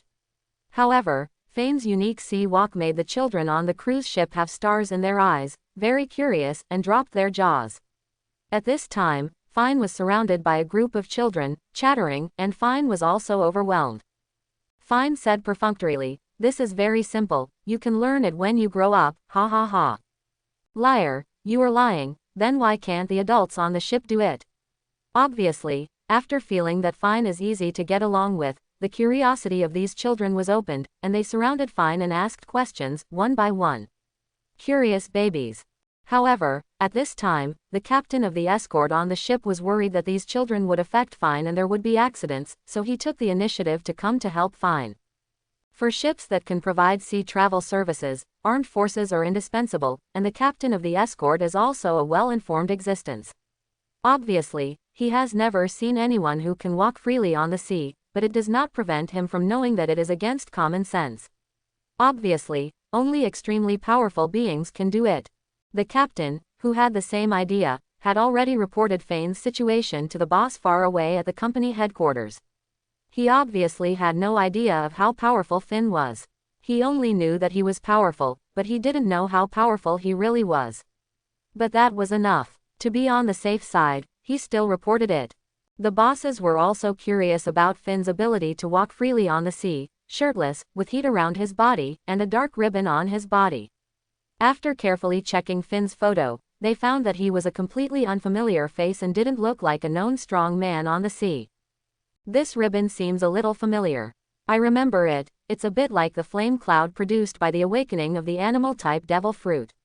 Finally, an older executive said, "An awakened ability user who can walk calmly on the sea, then this person is definitely the strongest among the strong. Don't offend him, you must treat him well." Another company executive said in fear, a little worried, "It's best not to cause trouble for a strong man of this level." Therefore, Finn was mistaken for a strong man with the power of a devil fruit, and was ordered by the executives of the cruise company to treat him well. And the captain of the guard, Harvey, obviously received the notice. He has been guarding the safety of the ship for many years, and he has a high military power. He obviously knows the rules of the sea. The strong need to be respected and revered. For Finn, who finally got rid of the torture of 100,000 whys, he smiled kindly at Harvey and started a conversation. As the chief guard, Harvey is very familiar with the East China Sea. He also knows Finn's destination, which is very close to the supply station in the middle of their trip, and it only takes a week to sail. After Finn knew it, he was also very happy. A week is no problem at all. Anyway, he is also enjoying the treatment of a VIP on the ship, just like traveling. But after this time, after being fully prepared and almost getting lost on the sea, Finn felt very deeply. He really realized that the real world and sailing on the sea are far from as simple as he imagined before. To conquer the sea, it is obviously not something he can do alone. Being in the sea, the feeling of the vastness of the world is completely different from the perspective of watching on TV. The greatness of nature is really difficult to describe and convey accurately in words. Only by experiencing it in person can you truly understand it. Finn couldn't help but start thinking, for an individual without foundation, background power, or even much wealth, will it really be smooth sailing in the future? Possessing power may win awe and respect, but it does not mean that you can easily get all. And the behavior of taking advantage of others has always been contrary to the good education he received. He respects order and supports peace. He knows that if power is not controlled, it is a chivalrous man breaking the law with force.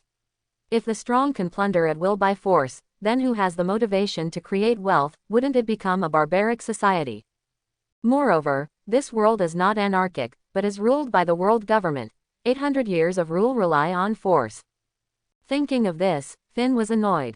Alas, it seems that we can only take it step by step. Finn sighed helplessly. Forget it, the boat will naturally go straight when it reaches the bridgehead, and there will be a way when the car reaches the mountain.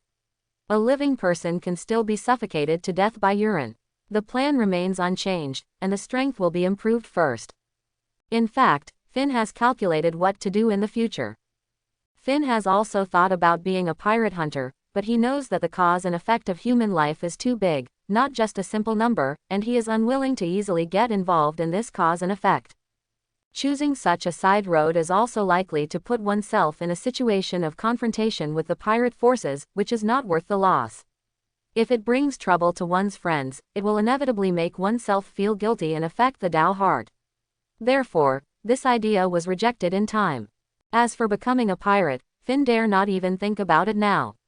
Without background and connections, if he is focused on, wouldn't it be the end? He is not yet able to fight against the world government. Now that I think about it, why are those grassroots strongmen willing to become pirates? It is probably too difficult to stand out in an orderly society. But it is also said that heroes emerge from all directions in troubled times. Deeply touched, Finn felt powerless in the same embarrassing situation, and said self-deprecatingly, if you don't become a pirate, you can only work hard to earn money. How many ounces of wine can you buy a day? What will you do if you are destined to be a pirate? Chapter 11. On the coastline of Seymour Village, people are busy doing various tasks. Some are cleaning boats, some are sorting out the caught fish, and some are bargaining with the merchants who buy them. Suddenly, a voice resounded throughout the coast. Everyone, look, what is that on the sea? Is it a person walking? The people working on the dock discovered the amazing sight of Finn walking on the sea and shouted in surprise. What is it? Why are you making a fuss? A worker asked. Well, it's really a person, but how can a person walk on the sea? Another worker asked curiously. Quick, quick, tell Master Koshiro that this person must be a strong man. I wonder if he is a pirate. An old fisherman hurriedly said. Shimotsuki Koshiro was able to open such a large-scale dojo, and he was obviously not an incompetent person. Through the graduation of one class after another, his reputation in the local area has been rising, and now he has become the backbone of the local people. Yes, this is Finn. After a week of sailing, the cruise ship successfully arrived at the nearby island. After asking for the specific route, Finn refused the captain's kindness to send him ashore and chose to walk directly from the sea. It was this behavior beyond the cognition of ordinary people that caused a huge shock on this busy coastline. Master Koshiro, there is a person walking on the sea, walking towards us. A young crew member shouted breathlessly. Koshiro, who was demonstrating the sword skills of cutting everything for apprentices in the dojo, heard the news that someone was walking towards this side on the sea. His first reaction was that the person who came here might be a super strong person. After all, there are probably very few people who can walk on the sea. As the guardian of the village, he immediately decided to go and see him, and at the same time hoped that the person who came was not here to cause trouble. When Finn stepped onto the dock, he saw a large group of people surrounding him, but the scene was very quiet. Walking in front was a slender man wearing traditional samurai clothes, glasses, and a sword hanging on his waist. His eyes were deep and full of spirit, revealing a calm and wise atmosphere. Finn knew in his heart that this should be Koshiro, who was obviously a strong man. Koshiro was also looking at Finn. He knew at a glance that the flame cloud behind Finn was not a devil fruit ability but a pure physical skill. He also knew that it was very difficult to make such a change in the body. Before this, he had never seen anyone with such an ability, so he immediately judged that this person was a super strong man. After the two sides looked at each other briefly for a while, Finn thought that he was not here to mess up the scene, but to seek the truth and ask friends, so he took the initiative to say, "Is this Seymour Shiki village?" "Well, I don't know what this friend is doing." Koshiro responded immediately. "I am Jurent D. Finn. I heard that there is a Yixin dojo here. I heard that the master Shimotsuki Koshiro is an excellent swordsman. I came here to make friends with him. May I know if you are a senior?" Finn said politely. After all, he was here to communicate and ask for advice. He had to be a man of many talents and be well versed in social etiquette. "I don't dare to be called a senior. I am Shimotsuki Koshiro," the low-key Koshiro replied. He knew that the person in front of him must be stronger than himself, so he didn't dare to be arrogant. "Oh, that's a coincidence. I wonder if you can take me to the dojo for a tour and ask you some questions," Finn said straightforwardly. Koshiro knew that Finn just wanted to communicate and had no ill intentions, so he was relieved. Out of respect for the strong, he decided to entertain Finn in person. When they arrived at the dojo, a group of students saw Finn next to Koshiro and were attracted by Finn's image. After all, the topless, 4-meter-tall little giant was covered in muscle, and the rookies felt the pressure of the surging power. The dark red flame cloud behind Finn made him look more sacred, and he was also the focus of discussion. He was really unique and could not help but attract attention. Obviously, the strong are so dazzling wherever they go. Koshiro briefly introduced and took Finn to the backyard of the gym. Under the maple tree, the water was boiling on the stone table, and Finn and Koshiro sat opposite each other. Koshiro refilled tea for both parties. As a blind swordsman, Finn did not come here to learn swordsmanship, but to understand the principles of swordsmanship and see if he could apply it to other situations. He also knew that Koshiro would not refuse his request as long as he was not stupid. Whether to make friends with a super strong man and gain the friendship of the strong, or to refuse the visitor and offend the strong, as long as he was not a fool, he would understand how to do it. Since Finn did not have systematic knowledge of swordsmanship, he asked how Koshiro taught his apprentices. He did not ask why he could do this or that right away, because Koshiro probably did not know. Finn knew that there were no martial arts secrets in this era. Many things were passed down by word of mouth, and many were based on experience formed after many generations of improvement and perfection.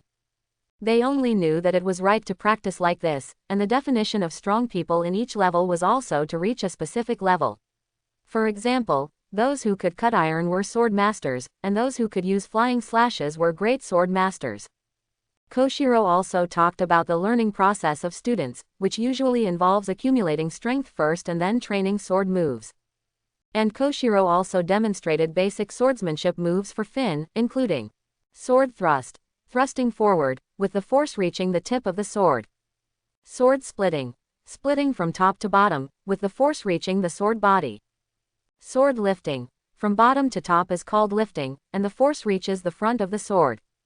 Sword hanging, the tip of the sword moves from front to top, back or down, back is called hanging, and the force reaches the front of the sword. Sword pointing, lifting the wrist to make the tip of the sword move forward and downward is called pointing, and the force reaches the tip of the sword. Sword breaking, sinking the wrist to make the tip of the sword move forward and upward is called breaking, and the force reaches the front end and tip of the sword. Sword cutting, the sword moves diagonally upward or diagonally downward is called cutting, and the force reaches the front of the sword. And told Finn that only when these movements are practiced proficiently and can be integrated, will real combat exercises be carried out. If you can persevere in training, most people have the talent to become swordsmen. Of course, the strength varies from person to person. Of course, for those with outstanding talents, he will accept them as his personal disciples, and will teach them according to their aptitude and focus on training. However, there are very few people who can meet Koshiro's standards, and there are only 3 so far. Finn also asked about the key stages in the growth of swordsmen, such as how to achieve the ability to cut iron, how to perform the flying slash, and the term, breathing of all things, which is more general. Not surprisingly, Koshiro also found it difficult to explain all this, because this was a skill passed down from generation to generation, not invented by him. He only knew that doing so would have such an effect, and he could only demonstrate it through demonstration, and then showed Finn the iron cutting and flying slashing. At this time, Finn's mind kept replaying the movements demonstrated by Koshiro, and soon Finn fell into deep thought.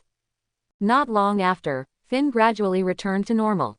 For these 2 skills, he thought of the 2 realms commonly seen in fantasy novels, lifting heavy as if it were light and lifting light as if it were heavy. After repeated replays and careful feelings in his mind, he firmly believed that the key to iron cutting and flying slashing lies in the realm of lifting heavy as if it were light and lifting light as if it were heavy in terms of strength.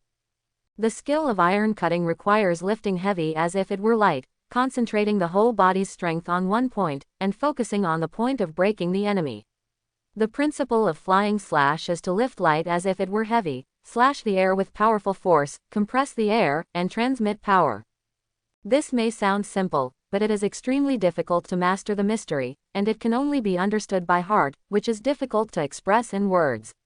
No wonder in the original work, a genius like Zoro only realized the iron cutting when he was on the verge of life and death. This exchange gave Finn a great inspiration. He always knew that he had shortcomings in long-range strikes, but he never knew what method to take. After combining the principles of slashing, Finn had some vague ideas and tried to develop a new move. Of course, Koshiro also asked Finn about his doubts, especially about the flame cloud on Finn. Finn did not hide anything and described in detail the process, principle and function of the flow of immortals he developed. After listening, Koshiro was completely stunned. These simple-sounding terms, such as controlling blood flow, regulating the influx of chi, and the domineering aura of exposing an entanglement, each of them is a high-level field that requires super-physical masters to get involved in. Finn stayed in Koshiro's dojo for a whole week. During this period, Finn constantly practiced the 2 techniques of cutting iron and flying slash. Obviously, with Finn's strong physical fitness and outstanding qualifications, he quickly mastered these 2 skills. However, this does not mean that Finn has become a great swordsman. A great swordsman needs to reach perfection in all aspects of swordsmanship, including various sword moves and sword skills. Only in this way can he be a real great swordsman.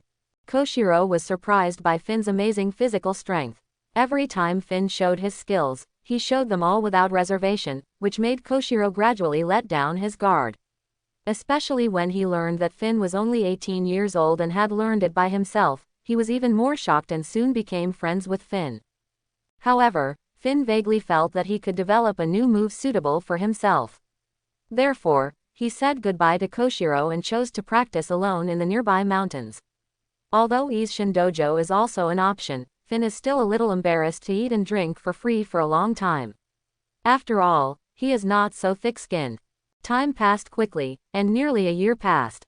Finn finally succeeded in ingeniously integrating the principle of slashing into his own moves and created a unique long-range attack form. Yes, it is indeed a form. Finn named it Shinwushin Second Style Gun God. This name is not obtained by chance, because in this form, Finn can gather the air that forms the flame cloud to his right arm, and through the entanglement of the armed color, make the whole arm like a gun barrel. Gun God showed 3 unique attack methods. First, imitated the finger gun technique of the Navy 6 styles, released the armed color, and the fingers were like machine guns. To pay tribute to the finger gun, Finn directly named it Finger Gun. Secondly, by gathering strength through the fingers, the arm suddenly thrusts out like a spear, creating a slashing effect, with more concentrated strength and power, named by Finn, air stab. Finally, Finn can also launch an attack through his fist, making the attack spread in the air like sound waves, just like a cannon, forming a wide coverage strike, named Cannon Fist. At this time, the control of his own strength has reached a new height, and the combat power has also made a breakthrough. Character: Geraint D. Finn. Age: 19 years old. Qualification: LV5. Proud of the past and the present, 1 million. Transformation energy: 73,000. Skills: Life Return, Observation Hockey, Armament Hockey, Divine Body Ryuzen, Divine Body Gun God. Combat Power: General Level. With the continuous breakthrough of strength, Finn's established goal has obviously been achieved. As a general level fighter, his strength has exceeded 50,000 pounds, enough to easily lift a small warship. So Finn made a decision and was about to continue on the road of asking for the way. However, Finn found some disappointing phenomena. Originally thought that in this world of high martial arts, there would be many civilian strongmen, hermits and masters, and there would be circles in this regard. He initially planned to visit Shimotsuki Koshiro and connect the dots to find all the way. However, he soon found that this expectation was a bit too idealistic, because he found that there was no so-called circle, no so-called martial arts to make friends and mutual appreciation. After careful thinking, Finn gradually realized that the martial arts in this world are not like the skills in novels, with various theories and insights for communication. Here, to become a strong man, you need to go through thousands of tempers, boring training day after day, and rely on battle to awaken the body's combat consciousness or master the unique power of the devil fruit. Those who have it, and those who don't have it don't have it. There is no need to communicate at all. Moreover, as a high-end power, domineering is a rare existence, with high confidentiality and almost zero spread. In the East China Sea, only those big forces with a long history can have relevant inheritance, and the inheritance within the family is very cautious, and it is completely confidential to the outside world, because this is the power that can subvert their rule. And in the East China Sea, learning martial arts is not as popular as Finn thought, especially in the upper class. It is not popular, although the strong will still be greatly respected. After all, this is a hard job, and it requires too much hardship. Even if you have achieved something, it will not play a big role in the upper class. Don't you rely on force to suppress others, and others will teach you how to be a man in a minute. So the elites of the upper class have no reason to do this thankless task. Therefore, in the upper class, learning martial arts is more regarded as a way to strengthen the body. Moreover, any increase in strength is not completed overnight, and it requires long-term training. And not everyone can necessarily achieve results after making efforts. Only a very small number of people are born with extraordinary talents and can make significant progress after long-term practice, so martial arts are even less popular in the upper class. The upper class usually learns some cultural knowledge such as science, humanities, and finance in order to have a stable life in the future. And the mastery of these knowledge requires gradual and continuous learning, unlike martial arts, which only has limited training methods and is all hard work. Therefore, most of the people who practice martial arts are people at the bottom of society, who want to become strong and gain a good social status through hard practice. There are many boxing and sword gyms in various places, which can teach some basic training and practical skills, which fully meet the needs of the lower class to enter the door of practice. Especially in this era of great pirates, the ocean is vast and full of risks, and the Chamber of Commerce often needs to have enough force for protection. Therefore, people who have achieved success in martial arts can also do well. Not only can they get a good salary, but also improve their social status. So people at the bottom are more keen on martial arts. Finn guessed that in addition to the Great Line and the New World, the Four Seas should also maintain a kind of peace like the East China Sea. Although there is inevitably a dark side in society, the superficial order exists, which is also the basis of the rule of each country. After all, slightly larger countries have their own armed forces to maintain national stability. The Navy is responsible for suppressing pirates on the sea or pirate groups that pose a threat to member countries. It is also because of such a big environment that people have the motivation to produce wealth. If it can be easily plundered, it will be difficult for anyone to be willing to engage in production work. The world will also become a barbaric society that relies on force to rob. In this relatively stable social structure, people can safely invest in production and create wealth without worrying too much about external threats. There is more peace between major powers, because it is extremely expensive to fight or not, and although the world government does not interfere in the internal affairs of the member countries on the surface, it will coordinate, because the stability of the world is conducive to the world government to collect satisfactory heavenly gold. Therefore, there is no basis for the generation of strong military force in the four seas, because heroes are not allowed to violate the ban with force. Even if a person has achieved a higher level of military force through martial arts in such an environment, then what? As long as you use force to plunder, you will soon be identified as a pirate and be wanted by the navy of the world, and then you will have to live a life of hiding and trouble, living in fear and uncertainty. This concept has been deeply rooted in people's minds through 800 years of propaganda. What ordinary people desire is a stable life. People want to be trapped in a precarious situation unless they have no other choice. Strong military force may win awe, but it will not make people afraid. Of course, some people who have strong military force but are unwilling to their current status will choose to take risks and become pirates, living a life of blood on the tip of a knife. Although they can enjoy unearned wealth, they will be on the Navy's blacklist. Unless they can occupy territory in the New World and rely on the dangers of the New Century Sea to confront the Navy, it is almost impossible to survive for a long time. Therefore, the New World has become a gathering place for the strong in the entire pirate world, and it is also the place with the most intense competition. The pirate groups that can occupy territory all have powerful combat power. The four emperors are the best among them, representing unparalleled power and strong strength. Their existence makes the New World the focus of competition among pirates, and it is also a place of challenge that many adventurers dream of. In this area full of risks and opportunities, only pirate groups with sufficient strength can gain a foothold in the fierce competition. And to fight the four emperors has become the ultimate goal of many pirate groups.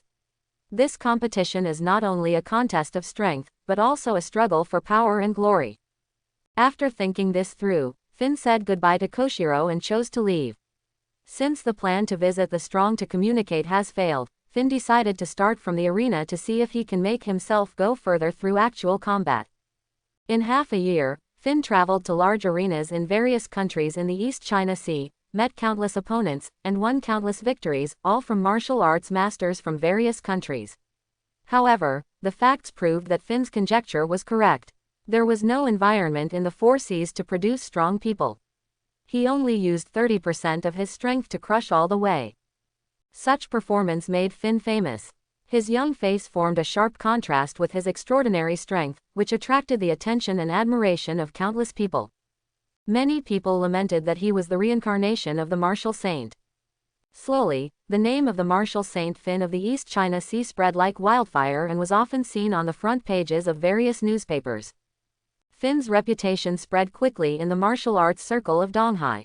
Many strong men who came to challenge him were defeated by Finn's fists, which made people see that there is no false reputation under the reputation. Finn is like a big star. He has a resounding reputation in Donghai. Every battle will attract people from all over the world to watch. In the past 6 months, Finn has not only made his mark in major arenas, but also made many friends. Thanks to his own style of doing things, all the warriors who have been defeated by him can feel enough respect. He never relies on his talent and looks down on his opponents. He always gives people a feeling of spring breeze. Because his family knows his own affairs, he is completely suppressed by level, and he has this unparalleled qualification. And those who fight with him are completely driven by their own will. Under the condition that the results of hard work are unknown, they have achieved achievements year after year and day after day. He admires them very much. Moreover, Finn's purpose is not to defeat his opponent to win the joy, but to see whether he can provide new inspiration for himself. He thought that these people might not be as strong as himself, but everyone had their own unique insights, which was worth learning from and respecting. In half a year, Finn had a clearer understanding of the current situation in the East China Sea and understood why the East China Sea was called the weakest sea. This was not because there was a lack of powerful warriors, but because this sea lacked the soil for cultivating pirates. Most civilians lived a relatively stable life, the social order of various countries was relatively stable, and the existence of the aristocracy did not have the ugly image of wanton exploitation of civilians in the comics. Compared with other seas, the nobles in the East China Sea have richer knowledge and insights, and they know that they cannot fish in a dry pond. These nobles understand the importance of family inheritance and that social stability is beneficial to everyone. Therefore, they do not treat civilians cruelly like other seas, but work with them to build a relatively harmonious society. In this environment, pirates are not a dream that people pursue, because going out to sea to become pirates is not necessary. Force is not the only glory here, but more people pursue knowledge, culture and family honor. Finn is both pleased and emotional about this phenomenon. Fortunately, this world is not as sinister and dangerous as he initially imagined, but he regrets that in this environment, he cannot get more opportunities for growth. In the past 6 months, Finn has achieved outstanding results in his competitive career in the East China Sea, with a slight increase in strength, a significant increase in popularity, and a considerable amount of Bailey. He decided to bravely face new challenges, embark on a journey to the Grand Line, and explore the legendary pirate tomb and the paradise of the strong. With curiosity about the Grand Line, he is eager to find out what is hidden in this sea area. Such a secret is enough to make countless pirates so crazy that they are even willing to die for it. Finn meets Luffy, one of his few friends, and takes this opportunity to board his ship and embark on a journey to the Grand Line. According to the recent Navy bounty list, Luffy successfully defeated Monka not long ago, showing quite outstanding strength, and was directly rewarded 30 million Baileys by the Navy. Obviously, the Navy has given full respect to this supernova who showed two-color domineering in the East China Sea. After some calculations, Finn guessed that Luffy's current location should be near Usopp's hometown, Zailuobu village. So he decided to go to the sea restaurant and wait, and he firmly believed that Luffy, a foodie, should look for a chef like in the original book. The smell of fireworks in the world is the most soothing to the hearts of ordinary people. Due to the cognition of a time traveler, Finn has always lacked a sense of security in this world. He has always longed for powerful military force to protect himself. He has been practicing hard and becoming stronger, and his heart is very restless. However, after a year of traveling, Finn's inner uneasiness has long disappeared, leaving behind a peaceful state. He feels that his current state of mind is very consistent with the practice of observation and hearing color, so he decided to practice observation and hearing color here while waiting for Luffy's arrival. On the sea near the restaurant, Finn chose a quiet place, closed his eyes, emptied his mind, and felt the surroundings with his heart. He firmly believes in observation and hearing color, the so-called sixth sense, and he hopes to improve his observation and hearing color ability through such long-term training. Every day when Finn wakes up from the room in the sea restaurant, he enjoys a luxurious breakfast, and then randomly finds a place on the nearby sea to start a day of practice, closes his eyes and enters into meditation, uses observation and hearing color instead of eyes, and concentrates on feeling the rhythm of everything around him. Whether it is rain, snow, wind or frost, Finn insists on doing so every day. Gradually, he seemed to forget the hustle and bustle of the world and roamed between heaven and earth. He seemed to have forgotten the original intention of practicing the color of seeing and hearing, and just simply enjoyed it all. Unconsciously, he entered a state of transcendence from time to time, as if his whole body and mind were in nature, and the whole person had been integrated into nature. For 3 months, he listened to the sounds of all things every day like a madman, enjoying the peace away from the hustle and bustle.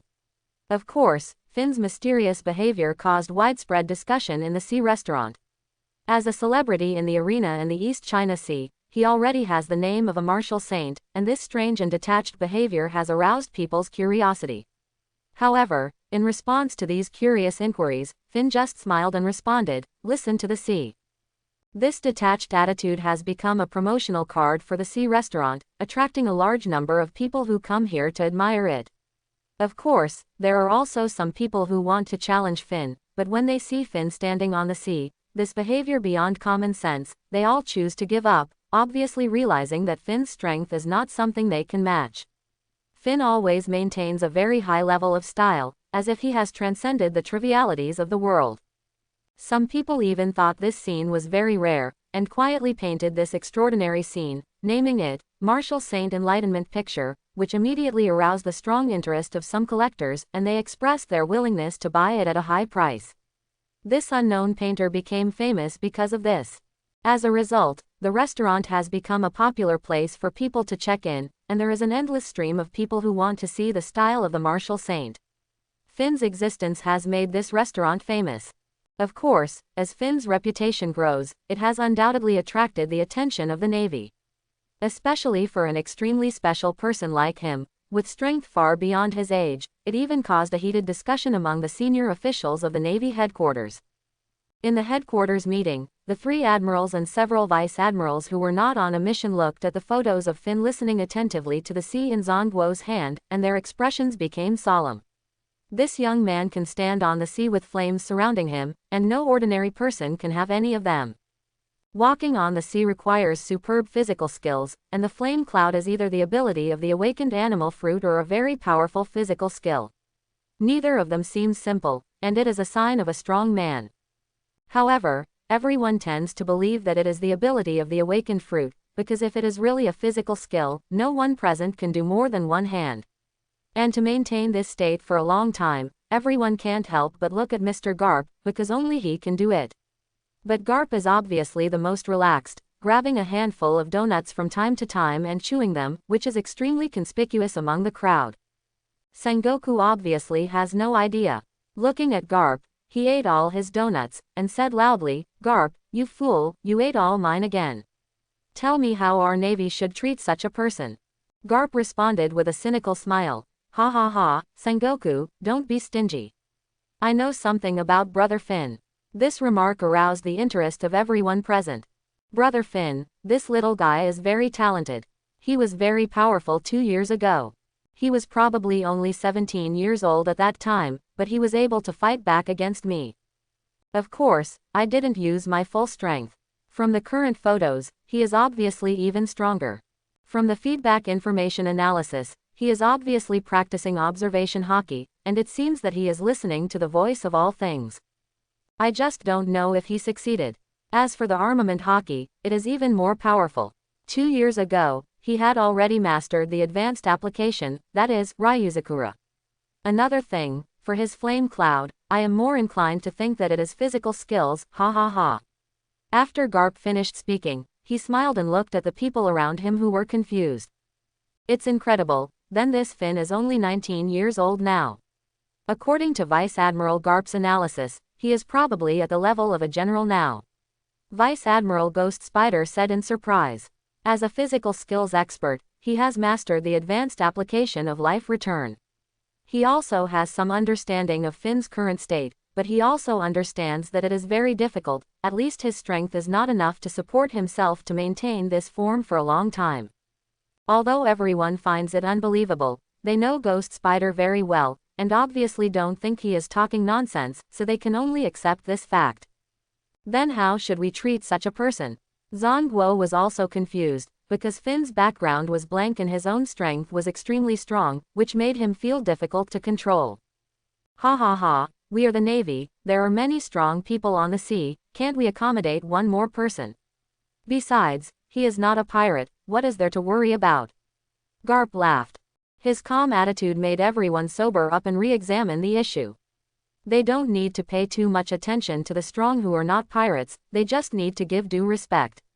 Finn is not an enemy, and there is no need to make him an enemy. After all, such consumption is not worth it for the Navy. Of course, there is no other effective way. Regarding recruitment, everyone seems to tacitly avoid talking about it. They understand that a person with strong strength but unknown origin is not suitable to join the Navy, especially when the headquarters has many secrets. Therefore, for this discussion with Finn, their conclusion is to live in peace and give the strong due respect. And Finn obviously didn't know that he had already led it has attracted the attention of so many bigwigs. He still listened attentively to the sounds of nature, and gradually seemed to be able to hear more distant sounds and perceive deeper sounds in the depths of the sea. Unconsciously, he seemed to be able to perceive the joy and communication of all things in the ocean. This feeling fascinated Finn more and more, and he listened more attentively. The sound of waves hitting the reefs, the joyful sound of fish swimming, and the mysterious conversations in the depths of the sea intertwined together, sketching a mysterious and magnificent picture in his heart. Moreover, other sounds kept pouring in, more and more, as if nature was conveying some information to him. Suddenly, when Finn woke up, he understood that this was listening to the voice of all things. On the Golden Mary, Luffy and his companions spent a few days drifting. However, these guys who had no experience in long-distance sailing soon began to feel the hardships of the sea. At this time, there were only 3 people on the ship: Usopp, Zoro, and Luffy. Fate seemed to have destined them to meet and get together again. Although the process was somewhat different from what Finn knew. Zoro joined because Luffy sent Kobe to the naval base and was very disappointed with the Navy after hearing about Monka's evil deeds on the island. In the restaurant, he encountered Belmer's bullying. Luffy was brave and directly output. As a result, he ran into Monka, who was returning from a patrol, and a powerful conflict occurred. The result is self-evident. Luffy directly broke through the copy. The result was that he was rewarded earlier. And when he was eating at the restaurant on the island, he met Zoro. He had heard Kobe talk about the pirate hunter Zoro before. After seeing the real person, Luffy was particularly satisfied with Zoro, and then he was pestered by Luffy and insisted on being dragged to become a pirate. Zoro didn't want to, but Luffy kept pestering him, which made Zoro very angry and wanted to chop Luffy. But looking at Luffy's heartless look, he thought it was a kid from some family who ran out to play pirate house games privately. As a result, he wanted Luffy to give up, and proposed that the captain of the future great swordsman should not be weaker than him. As a result, in a fist and sword contest, Luffy directly crushed him, and opened both the armed color and the observation color. Without further ado, Zoro was defeated by Luffy. Zoro was stunned. This was a result he had never expected, and he had strong doubts about his own strength. There was no way, so Zoro boarded Luffy's pirate ship. As for Usopp, the trend was the same. Luffy recognized Usopp's courage and had a responsibility to face Klo for his village. And with the relationship with Usopp's father Jesus, Luffy also tricked Usopp onto the pirate ship. Of course, Usopp showed his value. Now he is the navigator, shipwright, helmsman, part-time artist and sniper of the pirate ship. He is an all-round talent. He is worthy of being the god Usopp, and his hands-on ability is really strong. On this day, the 3 friends who were sailing on the sea had a fierce quarrel about the next partner. They wanted a musician, a chef, and a navigator. After arguing for a long time, there was no conclusion. Coincidentally, Usopp gave a piece of news that was quite popular recently, about the Marshal Saint Finfa in the sea restaurant. Luffy was very happy to hear that it was Finn, and he was eager to meet him. Since Finn left, he has been practicing hard, eager to regain his place and make Finn look at him with new eyes. He immediately decided to go to the sea restaurant to meet Finn and see if he could recruit a chef. In this way, the Golden Mary set sail for the sea restaurant. Finn! A loud shout came from a distance, obviously from Luffy, Zoro and Usopp. Luffy stood on the sheephead-shaped bow of his unique throne and shouted loudly. Finn, who was concentrating on listening to the sea, was obviously interrupted by this sound. But after knowing that the visitor was Luffy, he was also very happy. After all, meeting an old friend in a foreign land is also a great joy in life. Luffy! Finn also waved and shouted loudly. At the same time, the instant step was launched, and then 3 figures flashed, and Finn was already standing on the side of the Mary. So strong. X3. The 3 of them took a breath at the same time. Luffy, long time no see. Finn glanced around the ship, saw through the fate of the destined meeting, and said happily, "Not bad, I found 2 very talented partners." He, Usopp said embarrassedly. Obviously, he was still a little unconfident at this time, and he was a little uneasy about the affirmation of the boss. Zoro was carefully observing Finn, examining this East China Sea Marshal Saint who had become famous in the East China Sea. The personal experience just now made him realize that Finn was not just a superficial person, but a real strong man. Especially under such close observation, one can feel the pressure of a strong man. The stronger the strength, the more obvious this feeling. At this time, the arrogant Zoro had to admire this man of the same age as him. "How about it, Finn? I have my own partner now, and I have such a big ship," Luffy said proudly. "Do you want to consider coming to my ship?" He. Luffy still had expectations and tried to invite Finn to join the ranks of partners. Obviously, he gave enough recognition to Finn's strength and character. But Finn would not follow his ship and be his nanny. This would only make Luffy useless. A real strong man must be baptized by blood and tears. Besides, is being a crew member for Luffy worthy of his identity as a time traveler with a system? Luffy, you still want to recruit me? Dream on, you kid, you are not qualified yet. Ha ha ha. Finn couldn't help laughing. Do you want me to test your quality in the past 2 years? Come on, who is afraid of who? Don't underestimate me. I have become much stronger after you left. Maybe today I will defeat you, the East China Sea Marshal Saint. He, Luffy said eagerly, obviously knowing Finn's current reputation from his 2 friends, but he was still full of determination to challenge. Pay attention, Luffy, Finn reminded. Then in an instant, he saw his fingers bend, and then he flicked, the space fluctuated, the finger gun was launched, and the shock wave point directly pointed at Luffy's forehead. In an instant, Luffy felt a trance, and the whole person seemed to have become a wheel spinning in the air, and finally fell on the sea more than 10 meters away.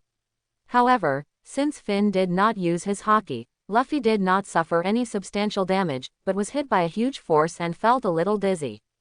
At this time, Usopp and Zoro were also stunned. They could not believe what they saw, and they kept repeating in their hearts, "Is the gap so big?" Obviously, Zoro knew Luffy's strength well, and he had traveled in the East China Sea for a long time, so he also had a considerable understanding of the entire East China Sea's pattern and combat power. Seeing Luffy, who was stronger than himself, being knocked away by a finger, Zoro was really a little bit unbelievable at this time. "Aren't you going to save your captain, swordsman brother?" Finn smiled at Zoro, who was a little dazed. Seeing Luffy struggling in the sea and about to sink, Zoro woke up and prepared to jump down to save people. "Forget it, let me do it, you are too slow." After Finn finished speaking, he changed to Luffy's landing point with a flash step, and then grabbed Luffy's wrist and salvaged him, and then like a dragonfly touching the water, he took another flash step and returned to the ship. Then Luffy coughed dryly. After a while, Luffy was alive and kicking again. He asked Finn a lot of questions. Obviously, such a result was beyond his expectation. However, Finn did not see a trace of jealousy in Luffy's eyes, but only full of curiosity. This kind of innocent heart is also the reason why Finn is willing to contact Luffy, because such an existence can bring joy to a peaceful life at any time. Who doesn't like it? "Finn, you have become stronger, how did you practice?" Luffy asked curiously. "What was that move just now, is it newly developed?" "Of course, you have become stronger, how about it? Do you still have the confidence to recruit me?" "Ha ha ha," Finn said proudly. "Of course, you wait, I will continue to become stronger, and one day I will defeat you," Luffy said with determination. Obviously, however, a temporary setback could not defeat Luffy, otherwise he would not have gone to sea after a year of training with Finn. Seeing Luffy like this, Finn felt a little emotional and thought, this world should be more exciting. After all, there are too many people who value faith more than life. In order to pursue their dreams, they go forward. Well, I also like such a world. Only such a world can have hope. Let's go, long time no see. Today I will invite you to the sea restaurant to have a good meal, so that you can't walk. How about it? It's sincere enough, ha ha ha. Finn smiled slightly. Wow, you are so kind to treat us to a big meal. At this time, Luffy's eyes were full of stars. God knows how he got here. He was hungry for 9 meals a day, which was enough to toss this foodie. Otherwise, he would not be so eager to find a chef. "Sanji, come and order, ha ha ha." As a big customer of the sea restaurant, Finn was of course very familiar with the staff in the restaurant and shouted. I'm coming, Sanji said calmly, slowly holding a cigarette in his mouth, and walked over. It was obvious that he and Finn had been friends for the past 3 months. "Luffy, what do you want to eat?" Finn looked at Luffy and said, then suddenly thought of something and said directly to Sanji, "Forget it, just serve all the dishes." "Luffy, you foodie, you're in for a treat, the food in this restaurant is especially delicious," Finn said again. Obviously Luffy was also very satisfied with Finn's way of ordering, and was so moved that he directly pulled his little friend to dance a little dance. Seeing such a harmonious and joyful scene, Finn also smiled knowingly. It's good to be young. Not long after, one dish after another was served, like a feast. On the table, everyone's appetite seemed to be greatly satisfied. At first, only Luffy showed an amazing eating speed, but Zoro and Usopp were not to be outdone. They sped up their eating speed, because if they were not careful, the food would be snatched away. Obviously, they also endured the torture of hunger during this long journey. Seeing this scene, Finn smiled gently, and couldn't help but sigh in his heart. It seems that on the ocean, real adventures are not only accompanied by dangers, but also often face the dilemma of food shortages. Perhaps the life of a pirate is not as good as we imagined. He thought, and had a little admiration for this group of young people who bravely pursued their dreams and were not afraid of life and death. Hurry up and serve the food, Luffy shouted loudly. Obviously, for him, the speed of serving the food was far less than the speed of his eating. Brother Straw Hat, how long have you not eaten enough? All our chefs are working at high speed for you now, but which restaurant can keep up with your eating speed? Sanji saw Luffy eating the food in front of him like a whirlwind, and couldn't help but explain. However, it was obvious that Luffy was completely immersed in the food, fearing that eating less would be a loss, and he didn't hear Sanji's words at all. Good guy, he ate up all the ingredients in the entire restaurant in one meal, and ate millions of Baileys directly. Finn was very surprised when he looked at Luffy, who was already chubby. He thought that if Luffy followed Garp to become a navy, he might eat the navy out of business. At that time, the navy would be short of funds and its deterrence to the sea would be reduced, because Luffy alone changed the world pattern. At the same time, Finn also had a new view on Luffy's devil fruit ability. It seems that this animal-type mythical beast fruit can show excellent combat power not only after awakening. Obviously, people have underestimated the value of this fruit. For physical strength, this fruit is a perfect match. The elasticity of the body allows people to change their combat forms at will, and they can be large or small, and can switch freely between strength and speed. This ability to control the body is naturally adapted to Life Return. No wonder the original book said that Luffy can realize Life Return by himself. This fruit can be named after God. I'm afraid only God can do this. Finn, you are really nice. Thank you for your hospitality. Luffy burped after eating. Based on our friendship, this is nothing. Ha ha ha. Finn is not interested in money now. What he pursues is the peak of military power and the transformation of life. But Luffy, what is your purpose in coming to the sea restaurant? You didn't come to see me specially, did you? Finn joked. Yes, there is this reason. We also want to see if we can recruit a chef. Luffy's frank and straightforward nature made him not lie or conceal anything, and he directly stated their purpose. Hearing this answer, Finn was also very happy. Then, he jokingly said, what's wrong? It's not that easy to drift on the sea, right? It seems that you three have trouble even eating now, ha ha ha. I still need to practice here for a few days. All your expenses will be charged to me. I don't need this little money, ha ha ha. Finn continued. How can I be so embarrassed, but thank you, Finn, I won't be polite to you next time. Luffy was not embarrassed at all when he heard someone wanted to treat him to a meal. Luffy and his friends also stopped the boat near the restaurant and observed the restaurant. At the same time, the three of them discussed something from time to time. Fate seemed to have arranged itself at that moment. Luffy's eyes fell on Sanji. He invited Sanji without hesitation, describing his dream of becoming the Pirate King and pursuing One Piece. Sanji was surprised by Luffy's confidence and self-righteousness, and secretly evaluated the young man in his heart. Where does this kid get such great confidence? Is it because he is a newborn calf who is not afraid of tigers? However, Sanji did not intend to follow Luffy to take the risk of becoming a pirate. He had already made up his mind to repay the old man who lost a leg to save him.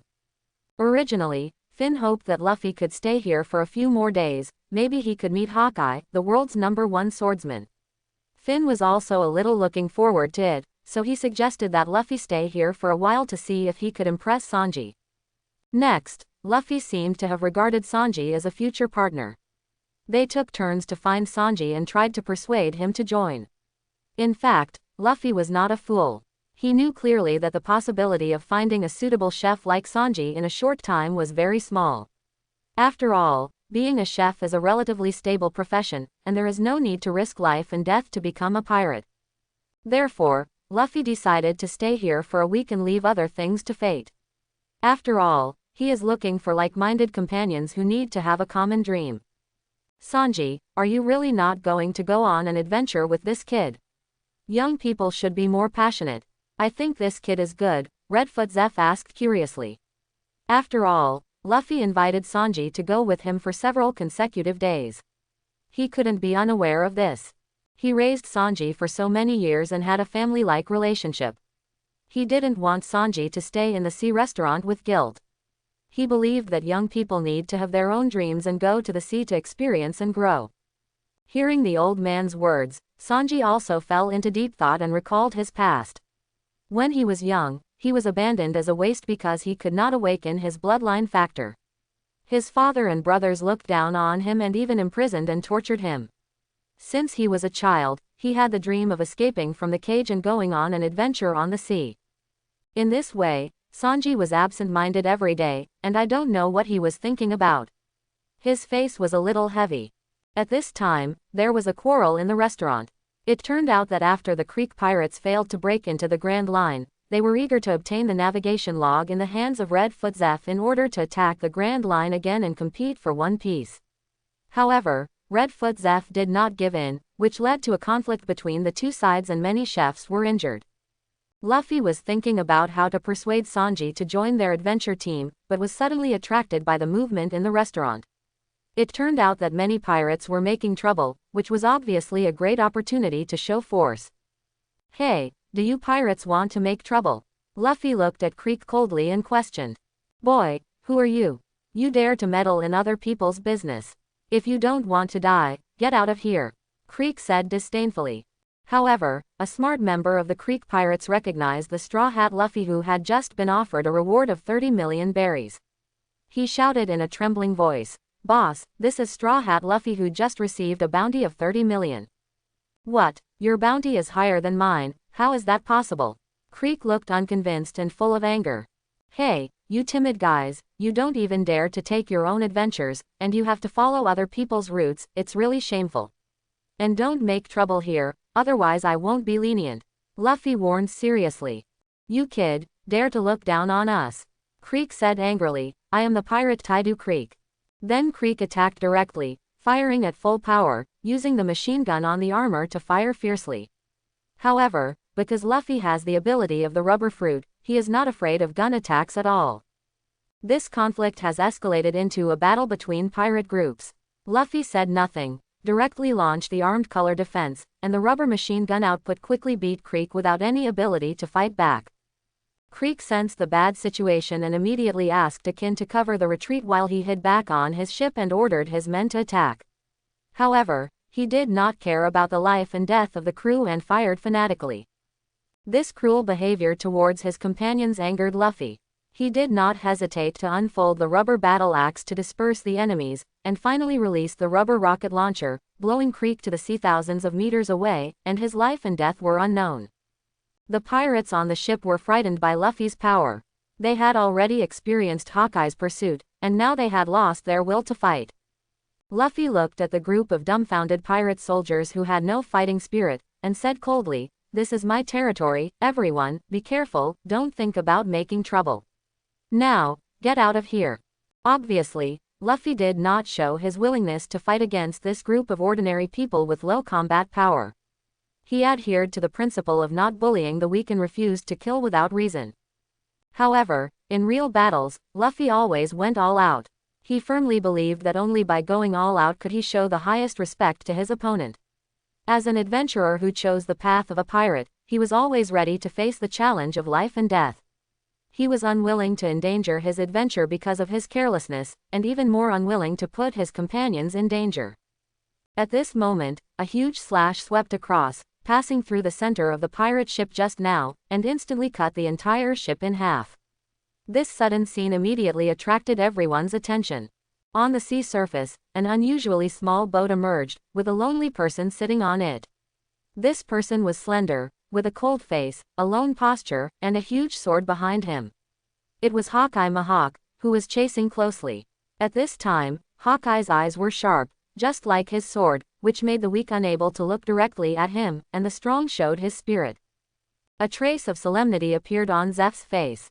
As a person who had adventured on the Grand Line, he was naturally familiar with the name of Hawkeye. He explained to the people around him, "This is Hawkeye Mahawk, the world's #1 swordsman. He is a super strong man on the highest peak that all swordsmen need to look up to." After Hawkeye's sword, he saw a group of weak pirates running for their lives, and he lost interest in continuing to attack, so he prepared to leave.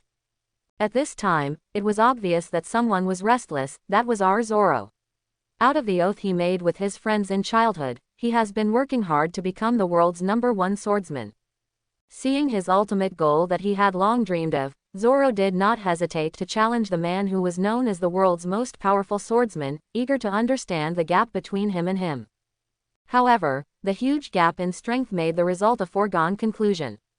After Hawkeye blocked several times, Zorro was seriously injured with a simple knife. Just as he was about to meet another knife, Luffy was obviously angry. Although Finn, who was sitting in the restaurant, heard the conversation between Hawkeye and Zorro, he knew that Hawkeye recognized Zorro's potential and determination and made a move to keep it. However, Luffy knew nothing about it. He just saw Zorro being seriously injured by Hawkeye. Watching his companions get hurt in front of his eyes was something Luffy could not tolerate. Because he regarded himself as the captain, he knew that he had the responsibility and obligation to protect the crew around him. Without hesitation, he quickly used the second gear skill, and added a ricochet, and directly blocked Hawkeye's slash with his armed fist. "Well, kid, tell me your name." Hawkeye was obviously a little surprised.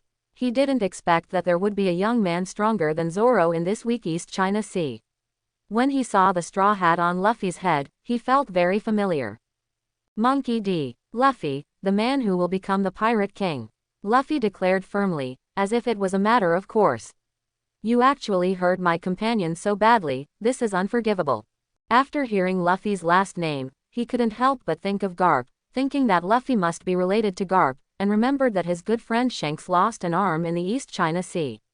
And since then, he has never seen the Straw Hat again, and he has some doubts in his heart. It is estimated that he is the person Shanks has high hopes for. Hawkeye decided to test Luffy to see what he is so outstanding about. "Luffy, this is my way, my own choice, get out of my way," Zorro said to Luffy seriously.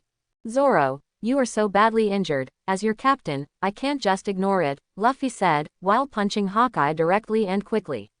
Luffy realized Hawkeye's sword and knew that he couldn't attack blindly, so he chose to test. Hawkeye just dodged Luffy's attack easily. He wanted to see the strength of the person his friend had high hopes for, so he did not choose to fight back, because he knew very well that Luffy was far from his opponent and could not block a single move. Seeing that his attack made Hawkeye dodge constantly, Luffy thought that his attack posed a threat to Hawkeye, so he became more and more excited, one move after another. Rubber machine gun, rubber rocket, rubber side kick. Luffy outputs with all his strength, while Hawkeye always calmly dodges slightly or simply blocks with the back of the knife. After a while, Hawkeye has a clear understanding of Luffy's strength. It is indeed extraordinary for such a young person to have such a strong strength, but there is still a huge gap from himself. He decided to end this farce. "Boy, watch out, I only come out one move," Hawkeye said calmly. "You look down on me, okay, let me take a good look," Luffy said unwillingly. Hawkeye simply raised his hand, and a black knife chopped down with a heavy sense of oppression, as if it could split the mountain. At this time, Luffy understood that the person in front of him was extraordinary. Through the judgment of the observation color, he realized that he needed to resist this knife with all his strength. Luffy crossed his arms, and the armed color was fully wrapped, and his arms turned black. Then the slash broke through the air. Obviously, Luffy's current strength was not enough to take Hawkeye's flat attack, and he was slashed and flew away in an instant. Fortunately, the armed color offset the damage of the slash, but under the force of the impact, he smashed directly into the sea. At this time, Zorro was seriously injured, and Luffy was struggling in the water. Suddenly someone jumped down to save Luffy, who fell into the water. It was Sanji. Maybe it was because he stood in front of his companions and gave his all. The heroic spirit infected him. At this time, Hawkeye had lost interest in continuing, but he still admired passionate teenagers like Zoro and Luffy. "I'll wait for you at the highest peak, passionate teenagers." After Hawkeye finished speaking, he chose to leave directly. Before leaving, he looked in the direction of Finn. Obviously, he knew that there was a strong man here, but he did not feel the presence of sword intent, so he had no intention of making friends. Finn originally wanted to make friends with Hawkeye, but after seeing the man's arrogant attitude, he gave up the idea. Obviously, it is not so easy to get Hawkeye's recognition. Finn is not afraid of him, but he does not want to fight a meaningless full-strength battle here. If he gets injured, it will affect the next plan. Besides, this is not a suitable place for fighting. Therefore, until Hawkeye left, Finn did not show up.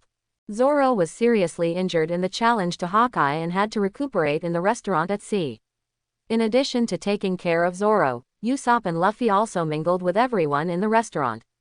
Luffy's various funny behaviors really brought countless laughter to everyone in the restaurant. Sanji also felt the difference of this small group. He saw the brotherhood of Luffy and Zoro, and was also moved. On the one hand, he wanted to go to sea with Luffy to realize his dream, and on the other hand, he had something to repay the kindness of Redfoot Zeph, which made him entangled. Zeph understood Sanji's situation and discussed a plan with Luffy: when going out to sea, throw Sanji directly. This can not only allow Sanji to realize his dream, but also avoid Sanji's entanglement, which is simply killing two birds with one stone. After hearing this, Luffy, Usopp and others also thought it was a good idea. During this period, an acquaintance came, that is Nami. She and Luffy have a friendship of fighting side by side, so Luffy has always regarded Nami as a friend. Luffy doesn't know yet that this person is the navigator he has been looking for. As for why Nami came to Luffy, it was to ask for help. She has been pretending to be friendly with the pirates on the sea, and then stealing the pirates' treasures. She has rich social experience and knows very well that Arlong and his gang will not really keep their promises. After many days of getting along, she knew that Luffy and his gang were pirates who were purely chasing One Piece, and they were powerful.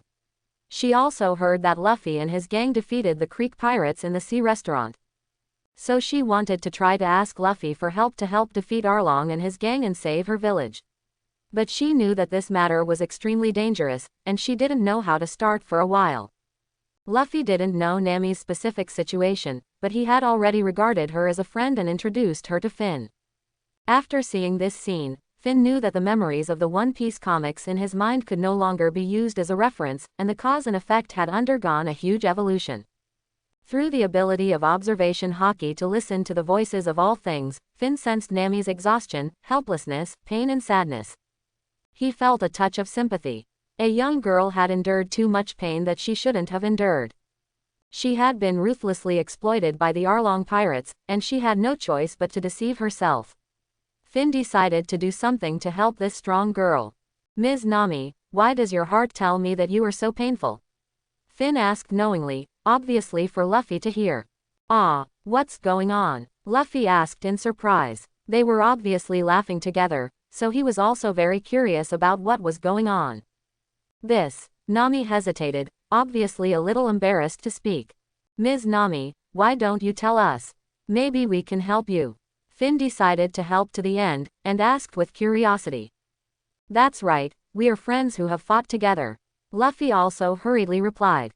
However, Nami suddenly knelt down and cried, and told about the experience of their village. Luffy was really furious after hearing this. He was extremely disgusted with the behavior of bullying the weak. The long-term exploitation of Nami's village by the pirate gang made the passionate young man angry to the extreme. "Too hateful, these fishermen pirates, Nami, I will help you get rid of them all," Luffy said angrily. Then, without caring about anything else, he directly pulled Usopp and Zoro and planned to go to her village with Nami. When everyone in the restaurant heard about this experience, they were also indignant. They all supported Luffy's decision and praised his integrity. Just when the ship was about to leave, Redfoot Zeph kicked Sanji directly onto Luffy's ship. "You little brat, you've been living here for free for so many years, and you still want to keep my coffin, right? Get out of here." Zeph turned his back and said fiercely. Sanji also reacted and knew Zeph's intentions, and couldn't help but burst into tears. "Old man, take care, I will come back after completing the adventure, and you all take care." Sanji cried and said. "Then you have to give me a good face. If you dare to come back without making a name for yourself, I will break your legs directly." Everyone laughed. At this time, under the command of Nami and the helmsman of Usopp, the ship has gradually gone away. Finn also informed Luffy that he would take his ship to the Grand Line and declared that he would not interfere with Luffy's adventure. He told Luffy that the adventure of going all out is the most exciting, and dying in the middle of the journey is also a life, and Luffy also agreed. In this way, there was one more person on the Merry who listened to the sound of the sea quietly. As soon as he got to the island, Luffy saw the poverty of the village. The residents were exhausted and seemed to have lost hope in life. He felt even more sympathetic to Nami's experience and was determined to save the village. Under Nami's leadership, they came to the base of the dragon pirates and saw the luxurious decorations and buildings that were completely different from the village, full of luxurious atmosphere. Luffy was furious and directly used the rubber battle axe to sweep the gate and several pirates behind the gate, and their lives and deaths were unknown. When he came to the tall building, he jumped into the air in an instant, and the rubber battle axe swung down again, directly splitting the building in two. For a while, screams were endless. However, this group of fishermen pirates was obviously experienced and not so easy to be easily solved. Emerge from the ruins and reorganize the defense line. You are Arlong, and you are the one who enslaves humans here. Luffy questioned angrily. Lowly humans, isn't it your honor to be ruled by noble fishermen? Arlong said disapprovingly. Obviously, he was still immersed in the delusion of the nobleness of fishmen. Hearing this, Luffy did not say a word and directly deployed the rubber machine gun to cover all the fishmen on the opposite side. In an instant, screams were heard everywhere, and many weak people fell directly to the ground. The Navy doesn't care, and you come to meddle in other people's business. Do you think I'm easy to bully? Arlong said angrily when he saw that his men were killed and injured. Luffy ignored all this, king against king, general against general. In his opinion, Arlong at this time was a living target, and he couldn't hit Luffy at all, and he had to endure his heavy punches and kicks. Arlong realized that the situation was not right and was no match for Luffy at all, so he tried to escape from the water. However, he underestimated Luffy's combat awareness. Luffy immediately opened the second gear, blocked Arlong's way, and directly hit Arlong with a rubber rocket launcher and flew him into the village, unconscious. In the perception of the color of observation, Finn noticed that the battle between his companions was still going on, and he did not choose to intervene, because he believed that fighting was an experience for men to grow up. Soon after, their respective battles ended. Except for Usopp, who was a little miserable, Sanji and Zoro did not have too much pain. Luffy directly asked Nami to take the villagers to try the dragon pirates on the spot. For those cadres and those with blood on their hands, he directly executed them, and Arlong's life ended in the East China Sea. For those accomplices, they were tied up and the villagers were asked to notify the Navy. However, it is obvious that the villagers of Kokoja village have long lost trust in the Navy and have been oppressed by pirates for a long time. No one wants to notify the Navy, and everyone hopes to solve these pirates directly. But Luffy understands that not all pirates should pay the price of their lives. For those pirates who are not guilty of death, he still hopes to receive the punishment they deserve. Therefore, now they can only detain these pirates in the village. Finn, what do you think we should do now? In this situation, the Navy is obviously unreliable. Luffy asked at a loss. Every organization has a few bugs. Since the Navy claims to be righteous, it will definitely maintain justice on the surface. Then let's put this matter out in the open, let the villagers directly send these pirates to the Navy base to receive the reward, and invite newspapers to report it. Finn talked about his views to Luffy. Although the naval base here is relatively remote, it is still impossible for anyone to cover up everything. In addition, major newspapers are competing to report that large pirate groups have been defeated and arrested. Such a big event can no longer be covered up. Therefore, the base is about to face rectification, which is also told to the villagers by a young and righteous officer, and at the same time, he said that such a thing will not happen again in the future. And Luffy has started the next journey. Due to Nami's outstanding ability in navigation and her dream of drawing a map of the world, she was invited by Luffy. Nami also recognized Luffy and others and became Luffy's navigator. This incident did cause a great sensation. It involved the collusion between the army and pirates, as well as the oppression and enslavement of humans, which dealt a huge blow to the reputation of the Navy. Luffy once again became a hot topic within the Navy headquarters. Garp, what's wrong with you? Your grandson is so outstanding, why don't you take him back to the Navy for training? Sengoku was upset and asked Garp. Ha ha ha, it's Luffy who has done such a big thing. This has helped us a lot. Sengoku, you should be content, ha ha ha. Garp said complacently, completely ignoring the possible damage to the dignity of the Navy. Why do you have so many bad things in your broken family, and make me clean up my ass? Sengoku said speechlessly. After all, Garp is a brother who has been through life and death for many years. It's just talk, besides, he can't beat Garp. By the way, what's going on? Your grandson Luffy hasn't even left for the Grand Line, but he already has two-color hockey.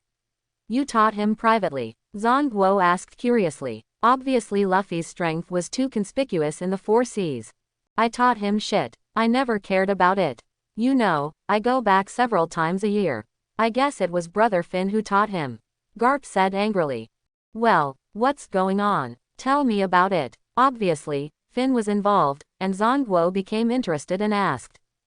So, Garp told him about meeting Finn, taking him back, meeting Luffy, and finally he left, and Finn stayed in Windmill Village for another year. He was right. Luffy learned hockey from Finn at that time.